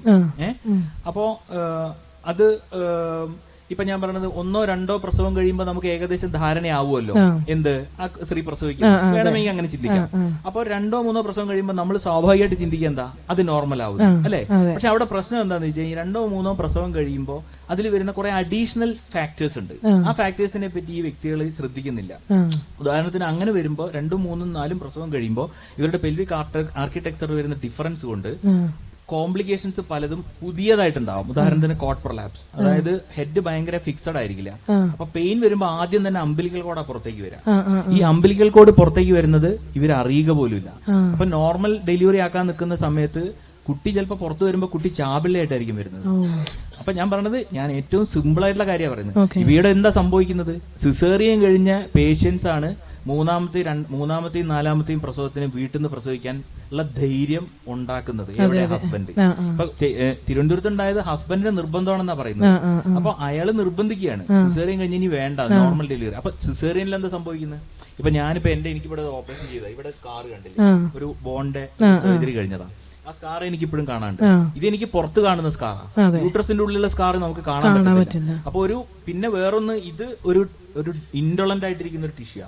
യൂട്രസിൽ എന്താ സംഭവിക്കുന്നത്, യൂട്രസ് ഗർഭിണിയായി കഴിയുമ്പോൾ അത് എക്സ്പാൻഡ് ചെയ്യുമ്പോൾ എക്സ്പാൻഷൻ ആൻഡ് കൺട്രാക്ഷൻ സംഭവിക്കുക. വളരെ ആക്റ്റീവ് ആയിട്ടുള്ള ഒരു മസിലാണ്. അപ്പൊ അതിൽ ഇത്തരത്തിലുള്ള സ്കാറിൽ എന്താണ് അതിന്റെ സ്ട്രെങ്ത് എന്താ നമുക്ക് ഒരിക്കലും അസസ് ചെയ്യാൻ പറ്റില്ല. അപ്പൊ അങ്ങനത്തെ സിറ്റുവേഷനിൽ നമ്മൾ അതിനെ ചലഞ്ച് ചെയ്യാണ് നമ്മൾ. അതും ഒരു സൂപ്പർവിഷനും ഇല്ലാത്ത. അപ്പൊ എന്താ സംഭവിക്കുക, അപ്പൊ യൂട്രസ് റപ്ചർ ആവാം, കുട്ടി മരിക്കാം, ബ്ലീഡിംഗ് ഉണ്ടാവാം. ആ സ്ത്രീകളുടെ മരണം ഹെമറേജ് ഒക്കെ വന്നിട്ടാണ് സംഭവിക്കുന്നത്. ഒരു തരത്തിലും സേഫ് അല്ല, പ്രത്യേകിച്ചും ഞാൻ പറയുന്നത് നമ്മുടെ രാജ്യത്ത്. മനസ്സിലായോ? ശരിയാണ്. ഓക്കെ. അതുപോലെ തന്നെ നമ്മളിപ്പം കുട്ടികൾക്ക് വിവാഹം കഴിഞ്ഞ സമയത്തൊക്കെ കുട്ടികൾ വേണ്ട എന്ന് പറയും. എന്നിട്ട് പിന്നെ അപ്പം നമ്മൾ അതിനുള്ള മാർഗങ്ങളൊക്കെ സ്വീകരിച്ചിട്ട് പിന്നെ നമ്മൾ ഗർഭിണിയാവാൻ നോക്കുമ്പം അങ്ങനെ അത് എന്തെങ്കിലും നമുക്ക് ഗർഭിണിയാവാതിരിക്കാൻ എന്തെങ്കിലും കാരണമാവുമോ? അത് ഇപ്പം ആദ്യ നാളുകളിലൊക്കെ നമ്മൾ കുട്ടികൾ വേണ്ടാന്ന് വെച്ചിട്ട് ഗർഭനിരോധന മാർഗങ്ങൾ സ്വീകരിക്കും, പിന്നെ അത് പിന്നെ ഗർഭധാരണത്തിന് പ്രശ്നമാവാറുണ്ടോ? അത് ഇപ്പൊ നിങ്ങൾ ചോദിച്ച ചോദ്യത്തില് ആകെ ഒരു ഇമ്പോർട്ടന്റ് ആയിട്ടുള്ള ഫാക്ടർ എന്ന് പറഞ്ഞു കഴിഞ്ഞാൽ ചിലത് പ്രധാനമായിട്ടുള്ളത് നമ്മൾ ഈ കോപ്പർട്ടി ഇടുന്നതാണ്. ഈ കോപ്പർട്ടിക്ക് ഒരു പ്രശ്നമുണ്ട്. അത് നമ്മൾ ഇൻട്രായൂട്ടറൈൻ ഡിവൈസസ് എന്ന് പറയും. ഇൻട്രായൂട്ടറൈൻ ഡിവൈസസ് നമ്മൾ ഇട്ട് കഴിഞ്ഞാൽ അതിന്റെ ചെറിയൊരു കോംപ്ലിക്കേഷൻ, ഒരു 1% കോംപ്ലിക്കേഷൻ ആണ് ഇൻഫെക്ഷൻ. അപ്പോൾ നമ്മൾ കോപ്പർട്ടി ഇട്ട് കഴിഞ്ഞാൽ സ്വാഭാവികമായിട്ട് പ്രഗ്നൻസി ആവില്ല, പക്ഷെ അതിൽ ചെറിയ ഇൻഫെക്ഷൻ വരാം യൂട്രസിലോ. ആ ഇൻഫെക്ഷൻ യൂട്രസിൽ വന്നിട്ട് അത് ട്യൂബിലേക്കൊക്കെ വന്ന് ട്യൂബ് ബ്ലോക്ക് ആവുക, അങ്ങനെ അത് സംഭവിക്കാം. അപ്പൊ അങ്ങനെ വരുമ്പോൾ അവർക്ക് വീണ്ടും ഇൻഫെർട്ടിലിറ്റി ഉണ്ടാകാം. പക്ഷേ നമ്മൾ പ്രഗ്നൻസി, അതായത് ഒരിക്കലും പ്രഗ്നൻസി ആവാത്ത ആൾക്കാർക്ക് ഒരിക്കലും നമ്മൾ കോപ്പർട്ടി സജസ്റ്റ് ചെയ്യാറില്ല. സാധാരണ പ്രഗ്നൻസി ആവാതെ കല്യാണം കഴിഞ്ഞ് പ്രഗ്നൻസി ആവുന്നത് കുറച്ച് വൈകിപ്പിക്കുന്ന, നമ്മുടെ നാട്ടില് നമുക്കറിയാം, ഇപ്പൊ നമ്മുടെ ഏജ് ഓഫ് മാരേജ് ഇങ്ങനെ കൂടി വരിക. അതെന്തുകൊണ്ടാണ്? ഫിമെയിൽ ലിറ്ററസി കൂടുന്നുണ്ട്, ജോബിനെ പറ്റി അവബോധം കൂടുന്നുണ്ട്. അതുകൊണ്ട് നമ്മളുടെ എക്കണോമിക്കും നമ്മുടെ സമൂഹത്തിനും ഒരുപാട് ബെനിഫിറ്റ് ഉണ്ട്. അപ്പൊ അത് ഇല്ലാതാക്കാൻ നമുക്ക് ഒരിക്കലും പറ്റില്ല. അപ്പൊ അതിന് പക്ഷെ വേറെ മാർഗങ്ങളുണ്ട്. ഇപ്പൊ നമ്മളിപ്പോ കോൺട്രസെപ്റ്റീവ് ടാബ്ലറ്റ്സ് ഉണ്ട്. ഇതൊക്കെ നമ്മൾ വളരെ കൺവീനിയന്റ് ആയിട്ടുള്ള പല ടാബ്ലറ്റ്സ് ഉണ്ട്. ഇതൊക്കെ നമ്മൾ യൂസ് ചെയ്യുകയാണെങ്കിൽ നമുക്ക് ഒരു പ്രശ്നവുമില്ല പിന്നീട് പ്രഗ്നൻസി ആവാൻ. ആക്ച്വലി മാത്രമല്ല, പല സാഹചര്യത്തിൽ ഇത്തരം ടാബ്ലറ്റ്സ് അവർക്ക് പിന്നീട് പ്രഗ്നൻസി ആവാൻ ഹെൽപ്പ് ചെയ്യുന്ന പല സംവിധാനങ്ങളുണ്ട്. അതുപോലെ തന്നെ ഈ 40 എന്താണ് ഗർഭം വഴുകി കഴിഞ്ഞാൽ, അതായത് 40 സ്ത്രീകൾക്കൊക്കെ 40 വയസ്സായതിനു ശേഷം ഗർഭധാരണത്തിന് എന്തെങ്കിലും പ്രശ്നങ്ങളുണ്ടോ? ഏജ് കൂടുന്നത് ഒരു പ്രശ്നം തന്നെയാണ്. ഏറ്റവും നല്ല ഒരു ഫെർട്ടിലിറ്റി പൊട്ടൻഷ്യൽ ഒരു സ്ത്രീക്ക് ഉണ്ടാവുന്ന, റീപ്രൊഡക്റ്റീവ് ഏജ് ഗ്രൂപ്പിൽ ഉണ്ടാവുന്ന ഒരു ശരിക്കും 20 to 30 ഇയേഴ്സ് ആണ്. അതാണ് ഏറ്റവും നല്ല ഏജ്, ഒരു ഗർഭിണിയാവാനും പ്രസവിക്കാനും നല്ലത്. പക്ഷേ സ്വാഭാവികമായിട്ടും നമ്മളുടെ ഒരു സ്ത്രീയുടെ അവളുടെ വിദ്യാഭ്യാസം, അവളുടെ ജോലി ഇതൊക്കെ കാരണം പലരും ഏജ് വൈകിപ്പിക്കാറുണ്ട്. അപ്പോൾ അതുകൊണ്ട് തന്നെ നമ്മൾ ഏജ് കൂടുമ്പോൾ ഒരു 40 ഇയേഴ്സ് കഴിയുമ്പോൾ നമ്മുടെ നാട്ടിലെ പ്രത്യേകിച്ച് നമ്മുടെ സ്ത്രീകളൊക്കെ ഒരു 45 to 50 ഇയേഴ്സിൽ മെനോപോസിലേക്ക് പോകുമല്ലോ. അപ്പോൾ ഒരു 40 വയസ്സിലൊക്കെ എത്തുമ്പോൾ ഓരോ വർഷം കഴിയുമ്പോൾ അവരുടെ അണ്ടത്തിന്റെ എണ്ണം, അണ്ടത്തിന്റെ ക്വാളിറ്റി, അതായത് ഓവറിയൻ റിസർവ് എന്ന് പറയും. ഓവറിയൻ റിസർവ് അതായത് ഓവറിയിലുള്ള ഫോളിക്കിൾസിന്റെ നമ്പറും അതിന്റെ ഗുണമേന്മയും അത് കുറഞ്ഞു വരും. അപ്പൊ ഏജ് കൂടുമ്പോൾ ഇതിലൊക്കെ ചെറിയ ചെറിയ മ്യൂട്ടേഷൻ സംഭവിക്കും ഈ oocytes-ല്. അപ്പൊ അത് അബോർഷൻ ആവാനും അല്ലെങ്കിൽ അണ്ടങ്ങളുടെ എണ്ണം കുറയാനും സാധ്യതയുണ്ട്. അപ്പൊ 40 വയസ്സ് കഴിയുമ്പോൾ സ്വാഭാവികമായിട്ടും ഫെർട്ടിലിറ്റി പൊട്ടൻഷ്യൽ കുറയും. ശരിയാണത്. ഓക്കെ. അതുപോലെ തന്നെ ഇപ്പം നമ്മളിപ്പം പെട്ടെന്ന് ആക്സിഡന്റൽ പ്രഗ്നൻസി ഉണ്ടല്ലോ, അപ്രതീക്ഷിത പ്രഗ്നൻസി, അങ്ങനെ വരുന്ന സമയത്ത് അബോർഷന് സാധ്യതകൾ എന്താണ്? അല്ല, അബോർഷൻ ചെയ്യേണ്ട ആവശ്യകതയെ പറ്റി. അതെ, അത് ഇപ്പൊ ഒരു ആക്സിഡന്റൽ പ്രഗ്നൻസി എന്ന് പറയുമ്പോൾ അതൊരു ആക്സിഡന്റൽ ആണല്ലോ ആ ദമ്പതികളെ അല്ലെങ്കിൽ ആ സ്ത്രീയെ സംബന്ധിച്ചിടത്തോളം. അത് അവരുടെ ആ വ്യക്തി ജീവിതത്തിനെ ബാധിക്കുന്ന രീതിയിൽ ആ പ്രഗ്നൻസി വരുമ്പോൾ നിങ്ങൾക്കറിയാമല്ലോ, ഒരു പ്രഗ്നൻസി വന്ന് ഒരു 9 മാസം ആ പ്രഗ്നൻസി ക്യാരി ചെയ്ത് ആ കുട്ടീനെ പുറത്ത് കൊണ്ടുവന്ന് പ്രസവിച്ച് ആ കുട്ടീനെ വളർത്തിയെടുക്കുക എന്ന് പറഞ്ഞാൽ വളരെ വളരെ വളരെ കഷ്ടപ്പാടുള്ള ഒരു സംഗതി തന്നെയാണ്. അപ്പൊ അത് എങ്ങനെയൊക്കെ പറഞ്ഞാലും നമുക്ക് ചൈൽഡ് എന്ന് പറഞ്ഞാൽ ചൈൽഡ് ഓഫ് ദ സ്റ്റേറ്റ് എന്നൊക്കെ പറയാമെങ്കിലും പ്രത്യേകിച്ച് നമ്മുടെ സമൂഹത്തിൽ അത് ആ അമ്മയുടെ ഉത്തരവാദിത്തമാണ് ഏറ്റവും കൂടുതൽ. അപ്പൊ അവരുടെ ജീവിത സാഹചര്യങ്ങളിൽ അവർക്ക് അത് മുന്നോട്ട് കൊണ്ടുപോകാൻ പറ്റാത്ത ഒരു സാഹചര്യം ഉണ്ടെങ്കിൽ നിശ്ചയമായും ഒരു പർട്ടിക്കുലർ അപകടം ഉണ്ടാകാത്ത രീതിയിൽ അത് അബോർഷൻ ചെയ്യാനുള്ള ഒരു റൈറ്റ് ആ സ്ത്രീക്ക് കൊടുക്കണം എന്നാണ് എന്റെ അഭിപ്രായം. പ്രത്യേകിച്ച് നമ്മുടെ നാട്ടിൽ അതിനുള്ള സാഹചര്യങ്ങളുണ്ട്. അപ്പൊ നമ്മൾ ഈവൻ ഇപ്പൊ ഏറ്റവും വലിയ വികസിത രാജ്യങ്ങളിൽ പോലും നമ്മുടെ അടുത്ത പോലെ അത്രയും നല്ല റൂൾസ് ഇല്ല. അപ്പൊ അമേരിക്കയിലൊക്കെ നിങ്ങൾക്ക് അറിയാലോ, ഓരോ സ്റ്റേറ്റിൽ നിന്നും ആൾക്കാർ ഒരു സ്റ്റേറ്റിൽ നിന്ന് മറ്റേ സ്റ്റേറ്റിലേക്ക് ഓടുകയാണ് സ്ത്രീകൾ ടെർമിനേറ്റ് ചെയ്യാൻ വേണ്ടിയിട്ട്. പിന്നെ ഈവൻ യൂറോപ്പിലായാലും വേറെ പല ബാക്കിയുള്ള രാജ്യങ്ങളിലേക്ക് നമ്മൾ പോകുന്നില്ല. അപ്പൊ അതൊക്കെ നോക്കുമ്പോൾ നമ്മുടെ നാട്ടില് ഇപ്പോ ഈ വിത്തൗട്ട് എനി പ്രോബ്ലം 24 വീക്സ് വരെ നമുക്ക് വിത്ത് due reasons you can terminate. അതിനുള്ള സംവിധാനങ്ങളുണ്ട്. അതിന് ലീഗലി ജസ്റ്റിഫയബിൾ ആണത്. ഓക്കെ. അതുപോലെ തന്നെ പ്രസവ വേദനയാണ് ഏറ്റവും വലിയ വേദന എന്ന് പറയുന്നുണ്ട്. അത് എത്രത്തോളം ശരിയാണ്? അത് പ്രസവവേദന ഞാൻ കേട്ടിരിക്കുന്നത് അങ്ങനെയല്ല. പ്രസവവേദന ഞാൻ അനുഭവിക്കാൻ അതല്ല, പിന്നെ പലതും പറയും 90 ഞരമ്പുകൾ പൊട്ടിയിട്ടാണ് ഒരു പ്രസവം നടക്കുന്നത് എന്നൊക്കെ പറയുന്നത്. അല്ല, ശരിക്കും ക്യാൻസറിന്റെ വേദന കഴിഞ്ഞാൽ ഏറ്റവും വലിയ വേദനയാണെന്നാണ് പറയുന്നത്. അത് പക്ഷെ ഞാൻ കണ്ടുള്ളത് കൊണ്ട് നമുക്ക് അറിയാം ഈ പ്രസവവേദന എങ്ങനെയാന്ന് വെച്ച് കഴിഞ്ഞാൽ ഈ യൂട്രസ് കൺട്രാക്ട് ചെയ്യുമ്പോഴാണ് അതിന്റെ ഇന്നർവേഷൻസ് എന്നാണ് ആ പെയിൻ വരുന്നത്. അപ്പൊ അത് അറിയാലോ, ഒരു പീരിയോഡിക്കൽ പെയിൻ ആണ്, ഇങ്ങനെ റിപ്പീറ്റഡ് ആയിട്ട് വരും. ആ പെയിന്റെ ഇന്റൻസിറ്റിയും ഫ്രീക്വൻസി ഇങ്ങനെ കൂടി വരിക. അപ്പൊ നമ്മളിങ്ങനെ ലേബർ റൂമിൽ നമ്മളിങ്ങനെ ഡ്യൂട്ടി ഒക്കെ എടുക്കുമ്പോൾ ഈ പെയിൻ ഇല്ലാത്ത സമയത്ത് വളരെ ശാന്തമായി ഈ സ്ത്രീ കിടക്കുന്നുണ്ടാവും. പെയിൻ അങ്ങ് വന്നു കഴിഞ്ഞാൽ അയ്യോ അമ്മ. അപ്പൊ അത് അവർക്ക് കൺട്രോൾ ചെയ്യാൻ പറ്റുന്നില്ല. പക്ഷെ ഇപ്പൊ നമ്മൾ മനസ്സിലാക്കേണ്ട എന്താന്ന് വെച്ച് കഴിഞ്ഞാൽ നമ്മുടെ നാട്ടില് ഇപ്പൊ നിങ്ങൾ ഈ ചോദ്യം ചോദിച്ചുകൊണ്ട് ഞാൻ പറയാം, ഇവിടത്തെ ഏറ്റവും വലിയ ഇതിൽ ഏറ്റവും വലിയൊരു വിശ്വാസമാണ് വേദനിച്ച് പ്രസവിക്കണം, എന്നാലാണ് കുട്ടികളോട് സ്നേഹം ഉണ്ടാവുള്ളൂ. അങ്ങനെ പറയുന്നുണ്ട്. അപ്പൊ ശരിക്കും അല്ലെങ്കിൽ കുട്ടികളോട് സ്നേഹം ഉണ്ടാവില്ല എന്ന് പറയുന്ന ആൾക്കാരുണ്ട്. അതായത് അത് അങ്ങനെ ചോദിക്കുമ്പോൾ നമുക്ക് ചോദിക്കാൻ തോന്നുന്നത് അതാണ്. അതായത് ഇപ്പൊ നമ്മളിപ്പോ ഈ അനാഥ കുട്ടികളായിട്ട് കാണുന്ന കുട്ടികളൊക്കെ എപ്പിഡൂറിൽ എടുത്തിട്ടാണോ അവരെയൊക്കെ കുട്ടികൾ വിട്ടതാണോ എന്നുള്ളത് ചോദിക്കേണ്ടി വരും. നമ്മൾ ശരിക്കും ഇപ്പോ പുറത്ത് യൂറോപ്പിലൊക്കെ പല രാജ്യങ്ങളിലും ഒരു എപ്പിഡൂറൽ, അതായത് വാക്കിംഗ് എപ്പിഡൂറൽ എന്നാ പറയാം. എപ്പിഡൂറൽ എന്ന് പറഞ്ഞാൽ പെയിൻലെസ് ലേബർ, അതായത് ബാക്കിൽ ഇഞ്ചക്ഷൻസ് കൊടുത്തിട്ട് ആ പെയിൻ സെൻസേഷൻ വരുന്നത് മരവിപ്പിക്കുകയാണ്, യൂട്രസ് കൺട്രാക്ട് ചെയ്യും.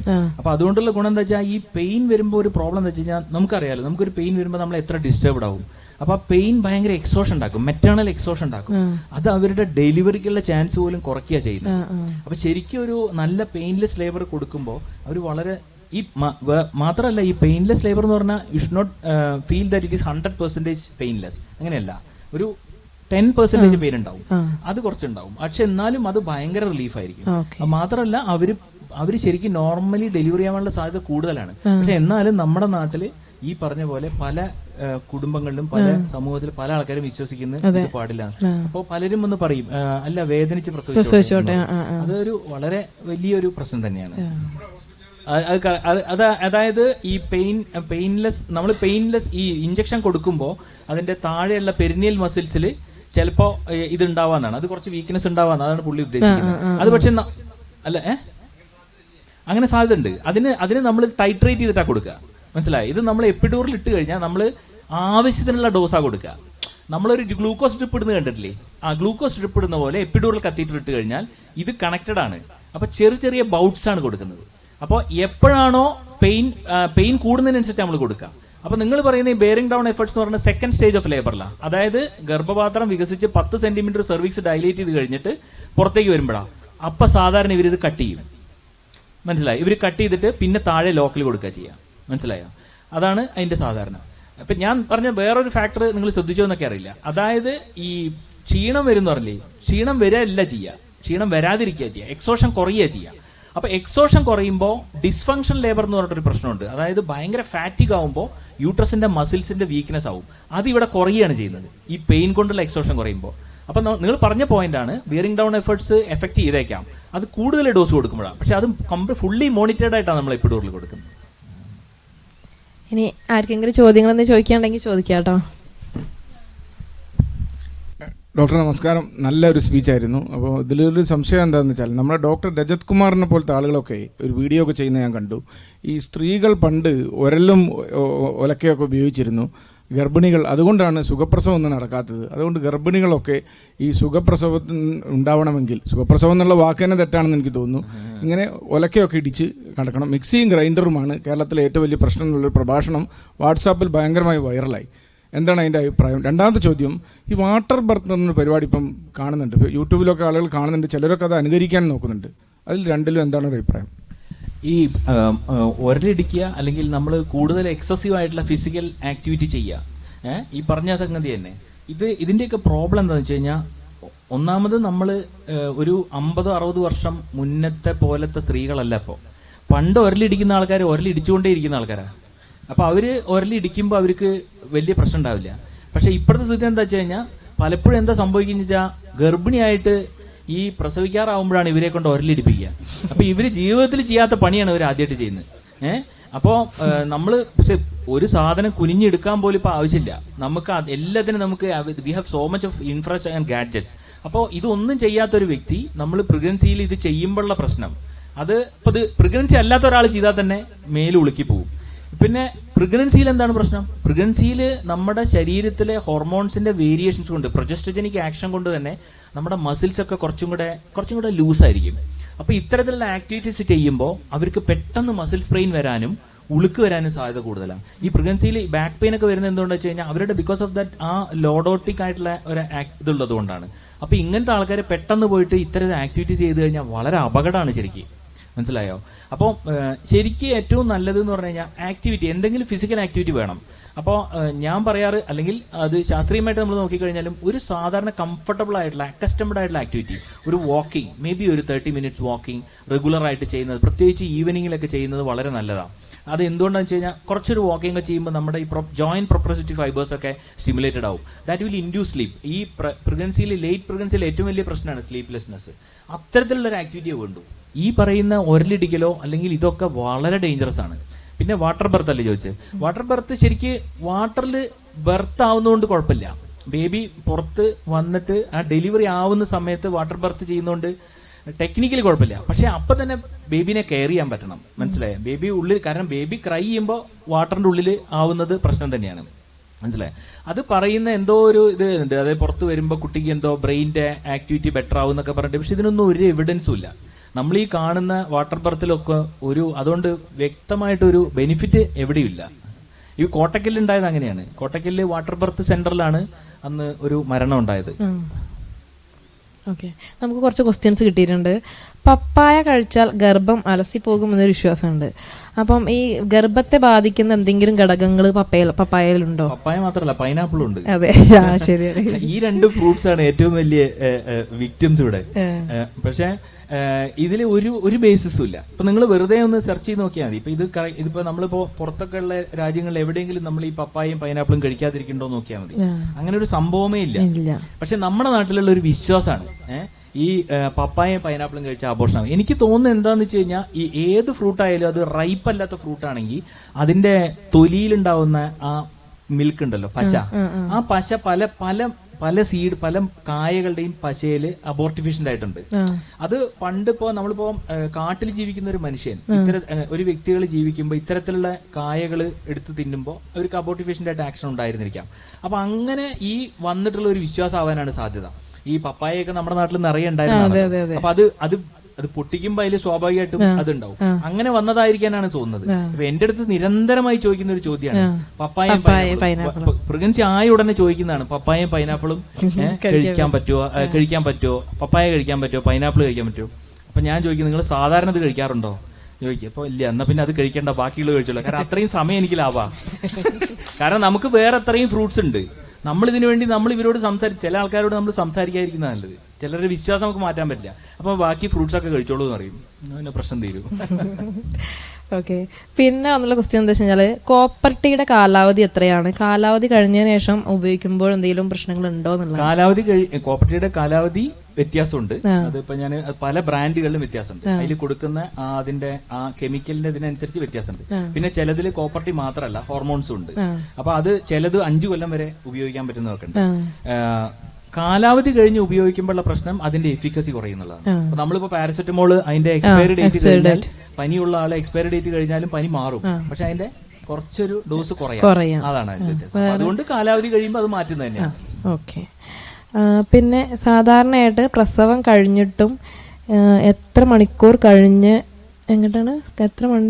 കഴിഞ്ഞിട്ടാണ് പാനീയം നൽകേണ്ടത് എന്നോ ഭക്ഷണം കൊടുക്കേണ്ടതെന്നായിരിക്കും ഉദ്ദേശിച്ചിട്ടുള്ളത്? ഒരു പാനീയവും കൊടുക്കരുത്, ബ്രസ്റ്റ് മിൽക്ക് മാത്രം കൊടുക്കുക.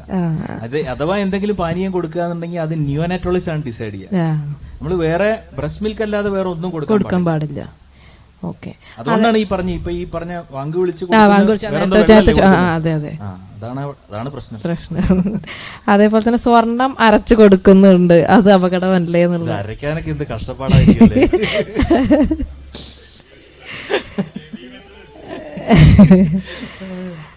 അതുപോലെ തന്നെ 3 മാസം, അതായത് കുട്ടി 90 കഴിഞ്ഞതിന് ശേഷം രാഗി കൊടുക്കാന്ന് പറയുന്നത്. ശരിക്കും സ്വർണം വരുന്നുണ്ടാവൂലേ? വരുമായിരിക്കുമല്ലേ?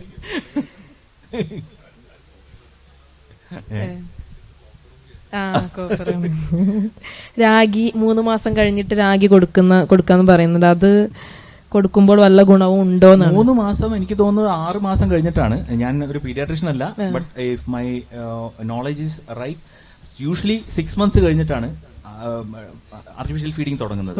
അതല്ലാതെ കണ്ട് നേരത്തെ തുടങ്ങുന്നത് പറഞ്ഞാൽ സ്പെഷ്യൽ ഇൻസ്ട്രക്ഷൻസ് ഉള്ള കേസുകളിലാണ്. ഞാൻ നേരത്തെ പറഞ്ഞ പോലെ ഇപ്പോൾ ചില ഫീഡുകൾ കുട്ടികൾക്ക്, ഞാൻ പറഞ്ഞല്ലോ ബ്രസ്റ്റ് മിൽക്ക് തന്നെ ടോളറേറ്റ് ചെയ്യാൻ പറ്റാത്ത സാഹചര്യം എന്ന് പറഞ്ഞു.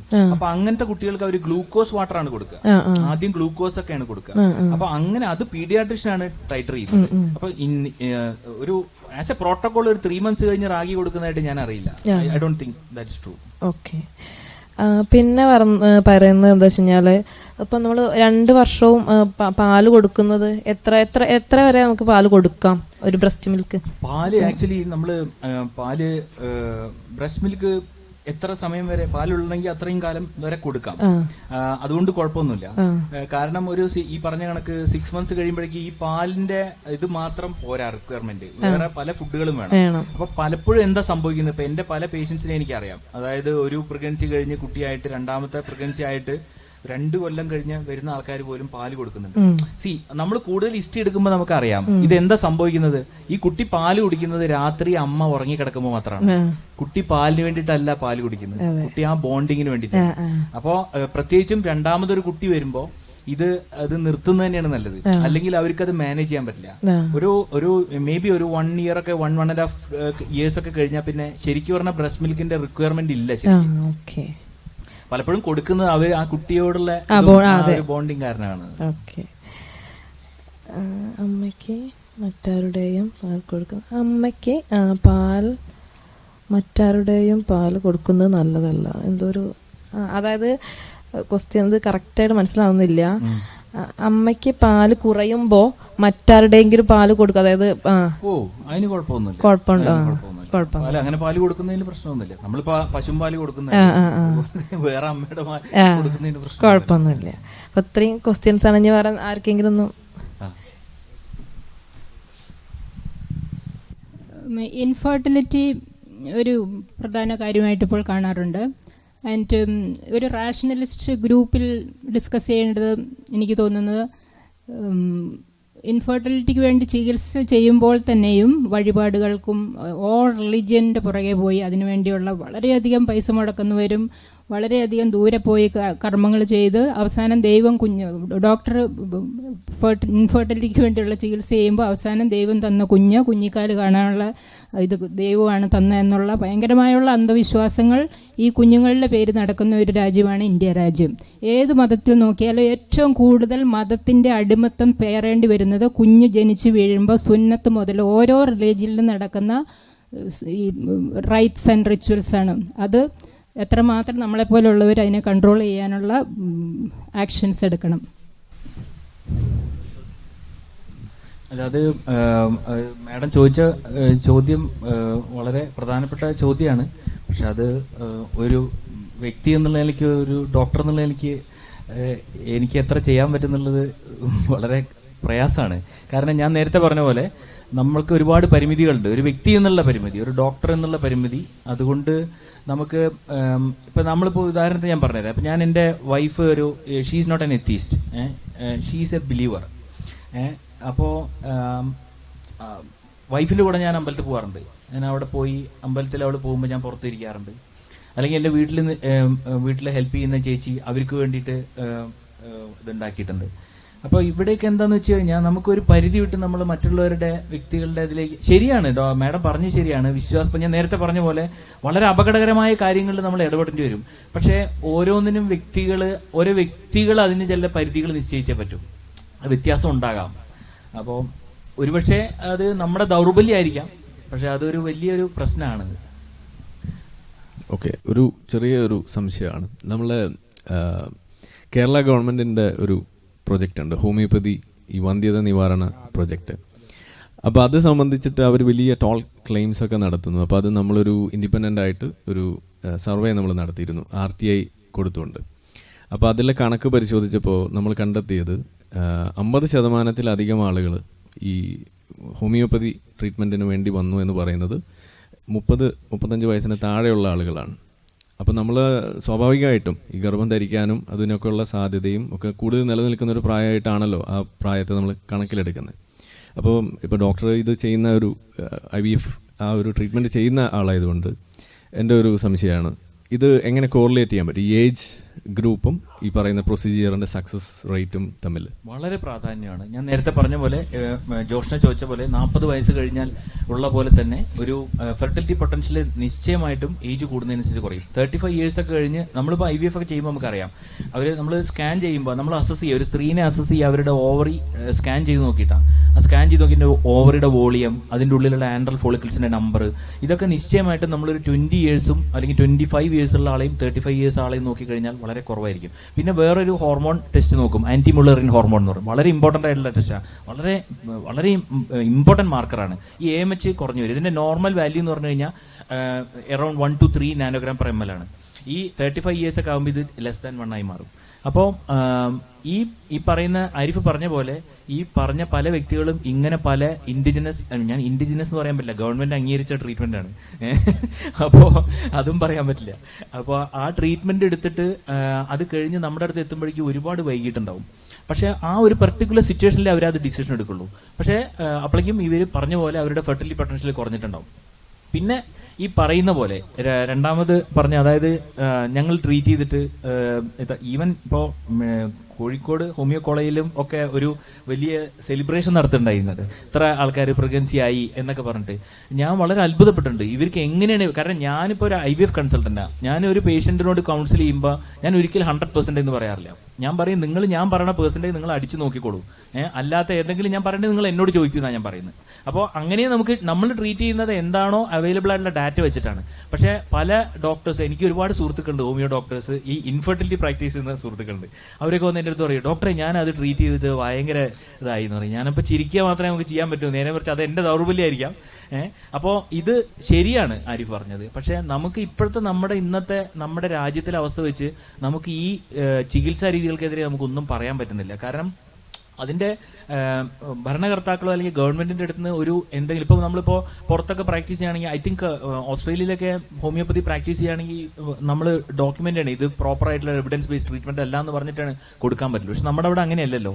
അപ്പോൾ അതാണ് ഒരു സോഷ്യൽ സിസ്റ്റത്തിലുള്ള ഒരുപാട് ചേഞ്ചസ് വന്നാലാണ് അത് ചെയ്യാൻ പറ്റുള്ളൂ. ഒരു വ്യക്തിക്കോ അല്ലെങ്കിൽ കുറച്ച് വ്യക്തികൾക്കോ. പക്ഷെ ചെയ്യണം, ആരിഫൊക്കെ ചെയ്യുന്ന പോലെ ചെയ്യണം. എൻ്റെ സംശയം, നമ്മുടെ ഒരു സ്നേഹിതനെ അദ്ദേഹത്തിൻ്റെ വൈഫ് പ്രഗ്നൻ്റ് ആയപ്പോൾ ഡെയിലി 2 മുട്ട പുഴുങ്ങിയതും 1/2 ലിറ്റർ പാലും മസ്റ്റായിട്ടും കൊടുക്കും. അതായത് ഡെലിവറി നടക്കുന്ന സമയം വരെ അത് കൊടുത്തുകൊണ്ടിരുന്നു. അപ്പോൾ കുട്ടി നല്ല ഹെൽത്തി ആയിട്ട് വന്നു. ഇപ്പോൾ ആ കുട്ടി നല്ല പഠിക്കുന്നുണ്ട്, നല്ലതായിട്ട് പഠിക്കാൻ കഴിവുള്ള ഒരു കുട്ടിയാണ്, നല്ല ഹെൽത്തിയാണ് കുട്ടി. അപ്പോൾ ഇതുപോലെ പിന്നെ കുട്ടികളുടെ ഡെലിവറി, അതായത് ഈ പ്രഗ്നൻറ്റ് ടൈമിൽ കുട്ടി നന്നായിട്ട് വളരാൻ വേണ്ടിയിട്ട് ഏതെല്ലാം നല്ല ഭക്ഷണങ്ങളാണ് സ്ത്രീകൾ കഴിക്കേണ്ടത്, അത് ഗർഭിണികൾ കഴിക്കേണ്ടതെന്ന് ഒന്ന് അറിഞ്ഞാൽ കൊള്ളാം. മെയിനായിട്ട് ഇപ്പോൾ മാംസ്യാഹാരങ്ങളാണ് സിദ്ദിഖ് പറഞ്ഞത്. അതായത് പ്രോട്ടീൻ ഫുഡാണ് മെയിൻലി. മിൽക്ക് പിന്നെ എഗ്ഗ് എന്ന് പറയുമ്പോൾ അതിൽ മെയിൻലി പ്രോട്ടീൻ ആണ് കൂടുതലുള്ളത്. ഇപ്പം പിന്നെ എഗ്ഗ് എന്ന് പറയുമ്പോൾ അതിൽ ഫാറ്റ് സോലബിൾ വൈറ്റമിൻസും വരും. ഏറ്റവും ബെസ്റ്റ് പ്രോട്ടീൻസ് ആണ് എഗ്ഗ്, മിൽക്ക് എന്നൊക്കെ പറഞ്ഞാൽ. അപ്പോൾ നമ്മൾ മാംസ്യാഹാരം എന്തുകൊണ്ട് നമ്മൾ പ്രഗ്നൻസിയിലും ലാക്ടേഷനിലും അതിൻ്റെ റിക്വയർമെൻറ്റ് വളരെ കൂടുതലാണ്. കാരണം വേറൊരു കുഞ്ഞ് ജനിക്കുകയാണല്ലോ, അതിൻ്റെ ആ ടിഷ്യൂ ഫോർമേഷനൊക്കെ വളരെ റിക്വയർമെൻറ്റ് കൂടുക തന്നെയാണ് ചെയ്യുന്നത്. അപ്പോൾ മാംസ്യാഹാരം അതിൽപ്പെട്ട മുട്ട, മത്സ്യം, മാംസം ഇതൊക്കെ വളരെ പ്രാധാന്യമുള്ളതാണ്. അത് ഇപ്പം നമ്മൾ പുറത്തുള്ള സ്റ്റാറ്റിസ്റ്റിക്സ് നോക്കിയാൽ മതി. നമ്മുടെ ആവറേജ് ഇന്ത്യൻ ബർത്ത് വെയിറ്റ് എന്ന് പറഞ്ഞു കഴിഞ്ഞാൽ 2.5 ആണ്. പക്ഷെ നിങ്ങൾ ഓസ്ട്രേലിയയിലോ അമേരിക്കയിലോ യൂറോപ്പിലോ പോയി കഴിഞ്ഞാൽ അത് എബോവ് ദാറ്റ് ആണ്. അതെന്താണെന്ന് വെച്ച് കഴിഞ്ഞാൽ അവരുടെ ഫുഡിന്റെ വ്യത്യാസമാണ്. അവർ കൊടുക്കുന്ന ഫുഡ്, നമ്മുടെ നാട്ടിൽ എന്താ സ്ഥിതി, ഈ ആദ്യത്തെ 3 മാസം ഒരു ഭക്ഷണം കൊടുക്കില്ല, ഈ കഞ്ഞി മാത്രമാണ് കൊടുക്കുക പലരും. ഈ ചിക്കൻ ഒന്നും കൊടുക്കില്ല, ചിക്കൻ കൊടുക്കില്ല, ഫിഷ് കൊടുക്കില്ല, മീറ്റ് കൊടുക്കില്ല. അതൊന്നും കൊടുക്കാറായിട്ടില്ല. നമ്മളോടൊന്ന് ചോദിക്കാതാ, ഡോക്ടർ ഇനി ചിക്കൻ കഴിക്കാൻ പറ്റുമെന്ന്. എപ്പോൾ 12 ആഴ്ചയൊക്കെ കഴിഞ്ഞിട്ടുണ്ടാവും, അതുവരെ ഒന്നും കഴിച്ചിട്ടുണ്ടാവില്ല, വെറും കഞ്ഞിയാണ് കഴിക്കുന്നത്. കാരണം വീട്ടിലുള്ള മുത്തമ്മയും ഗ്രാൻഡ് മദേഴ്സും എല്ലാവരും പറയുക അത് കഴിക്കരുതെന്ന് പറയും. കാരണം അപ്പം നമ്മൾ എത്ര പറഞ്ഞാലും അവർ പറയണതിനാണ് കൂടുതൽ പ്രാധാന്യം കൊടുക്കുക. പക്ഷെ നമുക്ക് പറഞ്ഞുകൊണ്ടേയിരിക്കുക, അത് മാത്രമേ ചെയ്യാൻ പറ്റൂ. പിന്നെ പൊതുവെ ഇപ്പം നമ്മുടെ നാട്ടിലൊക്കെ എന്താണെന്ന് വെച്ച് കഴിഞ്ഞാൽ ഈ ആശാ വർക്കേഴ്സൊക്കെ ഉണ്ടല്ലോ, അത് നാഷണൽ ഹെൽത്ത് മിഷൻ്റെ ഒക്കെ ആയിട്ട് ഇവർ ശരിക്കും പെനട്രേറ്റ് ചെയ്യുന്നുണ്ട് സൊസൈറ്റിയിലേക്ക്. അതായത് TT എടുക്കുക, അതുമാതിരി അയൺ ടാബ്ലറ്റ് കൊടുക്കുക, കാൽഷ്യം കൊടുക്കുക, ഇതൊക്കെ നമ്മുടെ നാട്ടിൽ കുറേയൊക്കെ നന്നായി നടക്കുന്നുണ്ട്. പക്ഷേ ഇത് കിട്ടിയിട്ട് കഴിക്കാത്ത ആൾക്കാരുണ്ട്, അവിടെയാണ് ഈ പ്രശ്നം വരുന്നത്. അങ്ങനെയുള്ളൊരു വിഷയമാണ്. നമ്മളിപ്പോൾ എന്തൊക്കെ പറഞ്ഞാലും, ഇപ്പോൾ ഞാൻ പറഞ്ഞത് ഇപ്പോൾ മെറ്റേണൽ മോർട്ടാലിറ്റി ആയാലും ഇൻഫാന്റ് മോർട്ടാലിറ്റി. മെറ്റേണൽ മോർട്ടാലിറ്റി പറഞ്ഞാൽ 1 ലക്ഷം കുട്ടികൾ ജനിക്കുമ്പോൾ എത്ര അമ്മമാർ മരിക്കുന്നുള്ളതാണ്. അത് ശരിക്കും പറഞ്ഞു കഴിഞ്ഞാൽ നമ്മളിപ്പോൾ ഇന്ത്യയിലെ സ്റ്റാൻഡേർഡ് നോക്കിക്കഴിഞ്ഞാൽ 59 per 1 lakh ആണ്. പക്ഷേ കേരളത്തിൽ അത് 19 ഉള്ളൂ. അതുമാതിരി ഇൻഫാന്റ് മോർട്ടാലിറ്റി എന്ന് പറഞ്ഞാൽ 1000 കുഞ്ഞുങ്ങൾ ജനിക്കുമ്പോൾ ആദ്യത്തെ വർഷത്തിലെ എത്ര കുട്ടികൾ മരിക്കുന്നുള്ളതാണ് ഇൻഫാന്റ് മോർട്ടാലിറ്റി. ഇതൊക്കെ നമ്മുടെ നാട്ടിലെ ഹെൽത്ത് ഇൻഡെക്സസുകളുടെ വളരെ പ്രൈമറി ബേസിക് ആയിട്ടുള്ള ഇൻഡെക്സുകളാണ്. അതിലൂടെ നമുക്കറിയാം അവിടുത്തെ ഹെൽത്ത് സിസ്റ്റം എത്രയെന്നാണ്. അപ്പോൾ ഇന്ത്യയിൽ അത് 25 per 1000 ആണെങ്കിൽ കേരളത്തിൽ അത് 5 ആണ്. അപ്പോൾ നമ്മൾ എത്രയോ മുന്നിലാണ്, ബട്ട് സ്റ്റിൽ നമ്മൾ ഇതിൻ്റെ ഇടയിലാണ്. അതാണ് പ്രശ്നം. അത് നിരന്തരമായി ഇങ്ങനെ ഇത്തരത്തിലുള്ള ഒരു സാമൂഹിക അവബോധത്തിലൂടെ മാത്രമേ നമുക്കത് മാറ്റാൻ പറ്റൂ. ആൾക്കാരെ ഇപ്പോൾ ഈ പറഞ്ഞ മാതിരി നേരത്തെ പറഞ്ഞ പോലെ ഇങ്ങനെ കണ്ട് അല്ലെങ്കിൽ കേട്ട് ആൾക്കാർ മാറിക്കൊണ്ടേയിരിക്കണം. നിർബന്ധിച്ചായാലും കാര്യമില്ല. എങ്ങനെ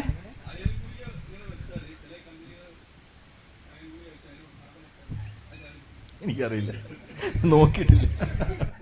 ഒരു ചോദ്യം ഡോക്ടർ, അതായത് ഒരു സോഷ്യലായിട്ടുള്ള ചോദ്യമാണ്. വെച്ചാൽ ഗൈനക്കോളജിസ്റ്റുകളെ ഇപ്പം പണ്ട് കാലത്ത് പുരുഷന്മാരാണ് നമ്മളെ കോഴിക്കോടൊക്കെ അധികം ഉണ്ടായിരുന്നു. ഞാനെന്നെ ട്രീറ്റ് ചെയ്തതാണ് ശേഖരൻ ഡോക്ടർ, ഭരതൻ ഡോക്ടറൊക്കെ. ഇപ്പോൾ ആ രംഗത്തേക്ക് സ്ത്രീകളാണോ കൂടുതലുള്ളത്? അതിന് കാരണം ഒരു തരത്തിലുള്ള ഒരു വിശ്വാസമുണ്ട്. വിശ്വാസമല്ല, സാമൂഹികമായിട്ടുള്ള കാര്യം, മതപരവുമൊക്കെ ആയിട്ടുള്ള പുരുഷന്മാർ സ്ത്രീകളെ ഇങ്ങനെ ചികിത്സിക്കുന്നത് ശരിയല്ല. പ്രത്യേകിച്ച് ഈ പ്രഗ്നൻസിയൊക്കെ ആകുമ്പോൾ അങ്ങനെയാണല്ലോ. അപ്പോൾ അതുകൊണ്ട് ഇപ്പോൾ ഒരു ഗർഭിണി ഭർത്താവ് പറയുകയാണ്, നീ കാണിക്കേണ്ടത് ഒരു സ്ത്രീ ഡോക്ടറെയാണ്, പുരുഷ ഡോക്ടറെ കാണിക്കേണ്ട. അങ്ങനെയുള്ള ഒരു മനോഭാവം ഉണ്ടോ യഥാർത്ഥത്തിൽ? ഉണ്ട്, അങ്ങനെ മനോഭാവമുണ്ട്. അല്ല, അങ്ങനെ ഒരു മനോഭാവമുണ്ട്. അത് ഞാൻ ഇതിനിടയ്ക്ക് ഞാനിപ്പോൾ ഒരു വീഡിയോ കണ്ടിരുന്നു.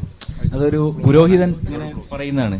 അതായത് ആദ്യം പറയുന്നതാണ്, അതായത് ഗർഭം മുഴുവനും വീട്ടിൽ മതി, പുറത്തേക്കേ പോകണ്ട, ഞാൻ 8 പ്രസവിച്ചിട്ടുണ്ട് എൻ്റെ ഭാര്യ, ഒരു പ്രശ്നവുമില്ല, നിങ്ങൾ എന്തിനാ സ്കാൻ ചെയ്ത് കഴിഞ്ഞാൽ, ഒരു സ്കാൻ ചെയ്ത് കഴിഞ്ഞാൽ എന്താ കിഡ്നി പോവും, അടുത്ത സ്കാൻ ചെയ്ത് കഴിഞ്ഞാൽ ലിവർ പോവും എന്നൊക്കെ പറഞ്ഞിട്ടുള്ള ഒരു വീഡിയോ കണ്ടിരുന്നു, പലരും കണ്ടിട്ടുണ്ടാവും. അത് കഴിഞ്ഞിട്ട് ഞാൻ വേറൊരു വീഡിയോ കണ്ടു, പേരറിയില്ല. അത് കഴിഞ്ഞ് പിന്നെ വേറൊരു വീഡിയോ കണ്ടു. ആ വീഡിയോയിൽ എങ്ങനെ വെച്ചാൽ അയാൾ കുറച്ചും കൂടെ യങ് ആയിട്ടുള്ളൊരു പുരോഹിതനാട്ടോ. അപ്പൊ അദ്ദേഹം പറയണത് എന്താണെന്ന് വെച്ച് കഴിഞ്ഞാൽ ഇപ്പൊ നിങ്ങൾ പറഞ്ഞതാണ്, അതായത് നിങ്ങൾ ഒരിക്കലും നിങ്ങളുടെ ഭാര്യമാരെ പുരുഷന്മാരുടെ അടുത്ത് കൊണ്ടുവരുത്. അപ്പൊ അവർ ആദ്യം പറയണത് ആ പർട്ടിക്കുലർ മതത്തിലെ സ്ത്രീയെ കാണിക്കണം, എന്നിട്ട് ആ പർട്ടിക്കുലർ മതത്തിലെ സ്ത്രീ ഇല്ലെങ്കിൽ വേറെ മതത്തിലെ സ്ത്രീകളെ കാണിക്കണം, എന്നിട്ടും ഇല്ലെങ്കിൽ മാത്രം പുരുഷനെ പോണത്. അപ്പൊ അവിടെ എന്താ സംഭവിക്കുന്നത്, അവൻ കുറച്ചും കൂടെ ലോജിക്കലി ഫോർവേഡാണ്. കാരണം അവൻ ആ ഫ്ലെക്സിബിലിറ്റി റെസ്പോൺസ് വന്നിട്ടുണ്ട് അവിടെ, മറ്റേ ആൾ അവിടെ എത്തിയിട്ടില്ല. അപ്പൊ ഈ പറയുന്ന സംഭവം ഉണ്ട്. അപ്പോൾ പ്രത്യേകിച്ച് ഞാനൊക്കെ ഒരു മെയിൽ ഗൈനക്കോളജിസ്റ്റ് ആയതുകൊണ്ട് നമ്മളൊക്കെ പ്രാക്ടീസ് തുടങ്ങുന്ന സമയത്ത് നമ്മൾ ഏറ്റവും ഈ പറയുന്ന ഒരു ഡിസ്ക്രിമിനേഷൻ അനുഭവിച്ചിട്ടുള്ള ആൾക്കാരാണ്. പക്ഷെ അത് ഞാൻ പറയുന്നത് എന്താ വെച്ച് കഴിഞ്ഞാൽ അതൊരു കാലഘട്ടത്തിലേ ഉണ്ടാവുള്ളൂ. ഒരു പർട്ടിക്കുലർ പീരീഡ് കഴിഞ്ഞാൽ പിന്നെ നമുക്ക് വിശ്വാസം, അല്ലെങ്കിൽ ആൾക്കാർക്ക് പേഷ്യൻസിന് നമ്മളോടുള്ള ആ ഒരു വിശ്വാസം വന്നു കഴിഞ്ഞാൽ പിന്നെ അത് നമുക്ക് ഒരിക്കലും ഫേസ് ചെയ്യേണ്ടി വരില്ല. പക്ഷെ അങ്ങനെ ഒരു തോന്നലുണ്ട്. പക്ഷെ അതിനിപ്പോൾ എന്താ പറയുക, ഞാനിപ്പോൾ അങ്ങനെ തെറ്റ് പറയാൻ പറ്റില്ല. ഇപ്പോൾ ഒരു പുരുഷൻ, അല്ലെങ്കിൽ പുരുഷൻ എപ്പോഴും സ്ത്രീയെ കാണുന്നത് എന്താണ്, പലപ്പോഴും അവൻ അറിയാതെ തന്നെ അവൻ്റെ പ്രോപ്പർട്ടി ആണെന്ന് തോന്നിപ്പോകുമല്ലോ, അതുകൊണ്ടുള്ള പ്രശ്നമാണിത്. ഇപ്പോൾ നേരെ മറിച്ച് ആ സ്ത്രീക്ക് തന്നെ ഒരു ഹെമറോയിഡ് ഉണ്ടെങ്കിൽ ഇവൻ എന്ത് ചെയ്യും? ഇപ്പം നമ്മൾ നോക്കിക്കഴിഞ്ഞാൽ, സ്റ്റാറ്റിസ്റ്റിക്കലി നോക്കിക്കഴിഞ്ഞാൽ ഇപ്പം മാറി വരുന്നുണ്ട്, കൂടുതലും പുരുഷന്മാരാണ് സർജൻസ്. അപ്പോൾ അവർ പോകുന്നതും ഈ പ്രൈവറ്റ് ആയിട്ടുള്ള സ്ഥലം തന്നെയാണ് നോക്കുന്നത്. അല്ലെങ്കിൽ ബ്രസ്റ്റ് നോക്കേണ്ടി വന്നു കഴിഞ്ഞാൽ വളരെ ബുദ്ധിമുട്ടല്ലേ, കാരണം അധികം സർജൻസും പുരുഷന്മാരാണ്. പിന്നെ രണ്ടാമത്തെ ചോദ്യം, അതായത് കൂടുതൽ പുരുഷന്മാർ, ശരിക്കും പറഞ്ഞാൽ ഇപ്പം എന്താ സംഭവിക്കുന്നത് വെച്ച് കഴിഞ്ഞാൽ ഇപ്പം മെഡിക്കൽ കോളേജുകളിലൊക്കെ കൂടുതലും സ്ത്രീകളാണ് വരുന്നത്. പക്ഷെ ഏറ്റവും ഇൻട്രസ്റ്റിംഗ് ആയിട്ടുള്ള വിഷയം, ഗൈനക്കോളജി എടുക്കുന്ന സ്ത്രീകളുടെ എണ്ണം കുറയാണ്. ഗൈനക്കോളജിയിൽ തന്നെ ഒരുപാട് ഉപവിഭാഗങ്ങളുണ്ട്. അതിൽ പെട്ട ഇതാണ് infertility, oncology, endocrinology, laparoscopy, obstetrics, അങ്ങനെ ഉണ്ടല്ലോ. ഈ ഒബ്സ്റ്ററ്റിക്സ് ആണ് ഏറ്റവും റിസ്ക് കൂടിയ സംഗതി. അപ്പോൾ അത് എടുക്കാൻ സ്ത്രീകൾ മടി കാണിക്കുന്നുണ്ട്. കാരണം അവരുടെ ഫാമിലി ലൈഫിനെയൊക്കെ ബാധിക്കുന്ന, കാരണം ഡ്യൂട്ടി ഒക്കെ വരുന്നുണ്ട്. അപ്പോൾ കൂടുതൽ പുരുഷന്മാർ വരുന്നുണ്ട്. പിന്നെ ചില മേഖലകളിൽ വ്യത്യാസമുണ്ട്. ഞാൻ വളരെ അത്ഭുതമായിട്ട് നമ്മൾ കണ്ടിട്ടുള്ളത്, ഗുജറാത്തിൽ നിങ്ങൾ പോയി കഴിഞ്ഞാൽ അവിടെ ഏറ്റവും കൂടുതൽ മെയിൽ ഗൈനക്കോളജിസ്റ്റുകളാണ്. അവിടുത്തെ ഡോക്ടർമാരെ, അവിടെ എൻ്റെ കുറേ സുഹൃത്തുക്കൾ അവിടുന്ന് PG ചെയ്തിട്ടുണ്ട്. അവർ പറയുന്നത് അവിടുത്തെ PGs, ലേഡി PGസിനെ കണ്ടു കഴിഞ്ഞാൽ അവർ സിസ്റ്റർ എന്നാണ് വിളിക്കുക. കാരണം അവരെ അക്സെപ്റ്റ് ചെയ്യുന്നത് മെയിൽ ഗൈനക്കോളജിസ്റ്റുകളാണ്. ഇതൊക്കെ വളരെ, ഞാൻ പറഞ്ഞത്, പ്രാദേശികമായിട്ടുള്ള ചേഞ്ചസ് ആണ്. പിന്നെ അത് പക്ഷേ ഞാൻ പറഞ്ഞത് കാലക്രമേണ അത് മാറി വരും ചെയ്യുന്ന ഞാൻ പറയുന്നത്. ഞാൻ തന്നെ അത് നേരിട്ട് അനുഭവിച്ചിട്ടുള്ള ആളാണ്.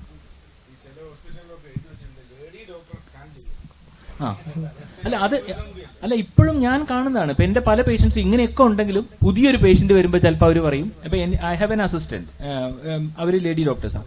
അപ്പോൾ പറയും, ഡോക്ടറെ ലേഡി ഡോക്ടർ സ്കാൻ ചെയ്യില്ലേന്ന് ചോദിക്കും. അപ്പോൾ അത് ചെയ്യുമെന്ന് പറയും നമ്മൾ. അത് അവരുടെ റൈറ്റ് അല്ലേ, അത് നമുക്ക് ഒരിക്കലും എൻഫോഴ്സ് ചെയ്യാൻ പറ്റില്ല. ഇത് നമുക്ക് അങ്ങനെ പറയാൻ പറ്റത്തില്ല. പിന്നീട് കുറച്ച് കഴിയുമ്പോൾ അവർക്കത് പ്രശ്നമില്ലാതെയാവും.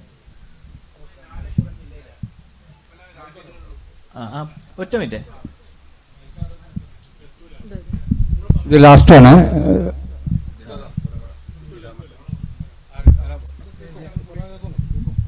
മലപ്പുറം ജില്ലയിലെ പ്രശസ്തയായ ഒരു ഡോക്ടർ എൻ്റെ ഒരു അടുത്ത റിലേഷനിൽപ്പെട്ട ഒരാളുടെ ഡെലിവറി അറ്റൻഡ് ചെയ്യുകയല്ല, അതിനു മുമ്പ് അവരാണ് നോക്കിക്കൊണ്ടിരുന്നിരുന്നത്. അവർ പറഞ്ഞു, നമുക്ക് നല്ല നക്ഷത്രം വെച്ച് നോക്കുകയല്ലേ, ഒരു നല്ല നക്ഷത്രം, അന്ന് നമുക്ക് സിസേറിയൻ ചെയ്യാം എന്ന് പറഞ്ഞിരിക്കുക. അവർ ലണ്ടനിൽ പഠിച്ചതാണ്. ആളെ പേര് ഞാൻ ഇപ്പോൾ പറയുന്നില്ല. അവരിപ്പോൾ റിട്ടയറായി, മഞ്ചേരി ഡിസ്ട്രിക്ട് ഹോസ്പിറ്റലിലൊക്കെ ഉണ്ടായിരുന്നു. അപ്പോൾ അവർ വരെയും അവർ വളരെ പ്രശസ്തയാണ്, വളരെ പോപ്പുലറാണ്, എല്ലാവരും അംഗീകരിക്കുന്ന ആളാണ്. അപ്പോൾ അത്തരം ആളുകൾ വരെയും എമംഗ് ദി ഡോക്ടേഴ്സ് കമ്മ്യൂണിറ്റിയിലുണ്ട് എന്ന് പറയുമ്പോൾ അതിനെ ഇല്ലാതാക്കുന്നതിന് വേണ്ടി ഈ ഡോക്ടർമാർക്ക് എന്ത് ചെയ്യാൻ പറ്റും? അതിപ്പോൾ സാറേ, ISROന്റെ ചെയർമാൻ തേങ്ങ ഉടച്ചിട്ടല്ലേ നമുക്ക് എന്തേ ചെയ്യാൻ പറ്റും സാറേ? അത് ഭയങ്കര ഡിഫിക്കൽട്ടാണ്. ഈ ശാസ്ത്രീയ അവബോധവും ശാസ്ത്ര ജ്ഞാനവും തമ്മിൽ ഭയങ്കര വ്യത്യാസമല്ലേ? അതാണ് ഈ പ്രശ്നം.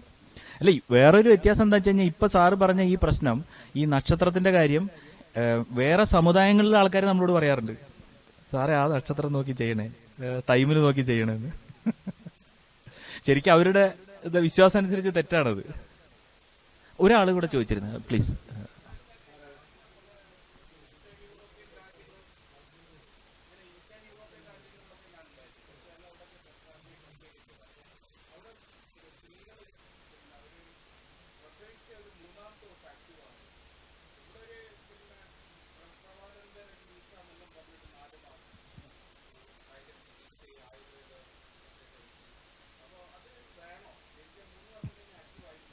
അല്ല, ഇതിൽ വേറെ കുറേ പ്രശ്നങ്ങളുണ്ട്. നമ്മളിപ്പോൾ ഈ ഡോക്ടേഴ്സിൻ്റെ ഇടയിൽ തന്നെ കുറേ കൺഫ്യൂഷൻ ഉണ്ട്. ഇപ്പോൾ ഉദാഹരണത്തിന് ഇപ്പോൾ ഞാൻ സിസേറിയൻ ചെയ്ത് കഴിഞ്ഞിട്ട്, സിസേറിയൻ്റെ കാര്യം ഞാൻ പറഞ്ഞത്, സിസേറിയൻ ആണോ ചോദിച്ചത്? അത് നോർമൽ ഡെലിവറിയാണ്. നോർമൽ ഡെലിവറി ഒന്നും ഈ പ്രശ്നമേ ഇല്ല. അത് പിറ്റേ ദിവസം തൊട്ട് തന്നെ നടക്കുകയും എല്ലാം ചെയ്യാം. സിസേറിയൻ ആകുമ്പോൾ ഒരു സ്കാറാണല്ലോ. അപ്പോൾ സിസേറിയൻ ആണെങ്കിൽ പോലും നമ്മൾ സിസേറിയൻ ചെയ്യുന്നത് യൂട്രസിലാണ്. അതുകൊണ്ട് ഇപ്പോൾ വെള്ളം കുടിക്കുന്നതൊക്കെ, ഇപ്പം ഞാൻ എൻ്റെ പേഷ്യൻസൊക്കെ 2 മണിക്കൂർ കഴിഞ്ഞാൽ വെള്ളം കുടിക്കും. 4 hours കഴിഞ്ഞാൽ അവർ ഓറൽ സിപ്സ് എടുക്കും. 2 hours കഴിഞ്ഞാൽ ചെറിയ 30 ml. ഒരു 4 hours കഴിഞ്ഞാൽ അവർ ശരിക്ക് ടീ കോഫി അതൊക്കെ കഴിക്കും. 6 hours കഴിഞ്ഞാൽ they can have soft diet. നേരെ മറിച്ചിപ്പോൾ പക്ഷെ ചില ഡോക്ടർമാർക്ക് അത് അത്ര കംഫർട്ടബിൾ അല്ല. അവർ 24 hours ഇടുന്ന ആൾക്കാരുണ്ട്. അപ്പം ഞാൻ പറഞ്ഞ ഇത് ഡോക്ടേഴ്സിൻ്റെ ഇടയിൽ സയൻറ്റിഫിക് ആയിട്ട് നോളജ് ഉണ്ടെങ്കിൽ പോലും അതിൽ വ്യത്യാസം ഉണ്ടാവും. അപ്പം പിന്നെ വേറൊരു കാര്യം, ഈസ്റ്റേൺ യൂറോപ്പിൽ ശരിക്കും പറഞ്ഞാൽ ഇതൊരു അതിശയമാണ്. കമ്പാരിറ്റീവ്ലി ഞാൻ നോക്കിയിട്ട് ഈസ്റ്റേൺ യൂറോപ്പിൽ കുറേയും കൂടെ വിശ്വാസങ്ങൾ കൂടുതലുള്ള സ്ഥലമാണ്. കുറച്ചും കൂടെ ഒരു ഓർത്തഡോക്സ് ആയിട്ടുള്ള ആൾക്കാരാണ്. അതെ. പക്ഷേ this is A good news.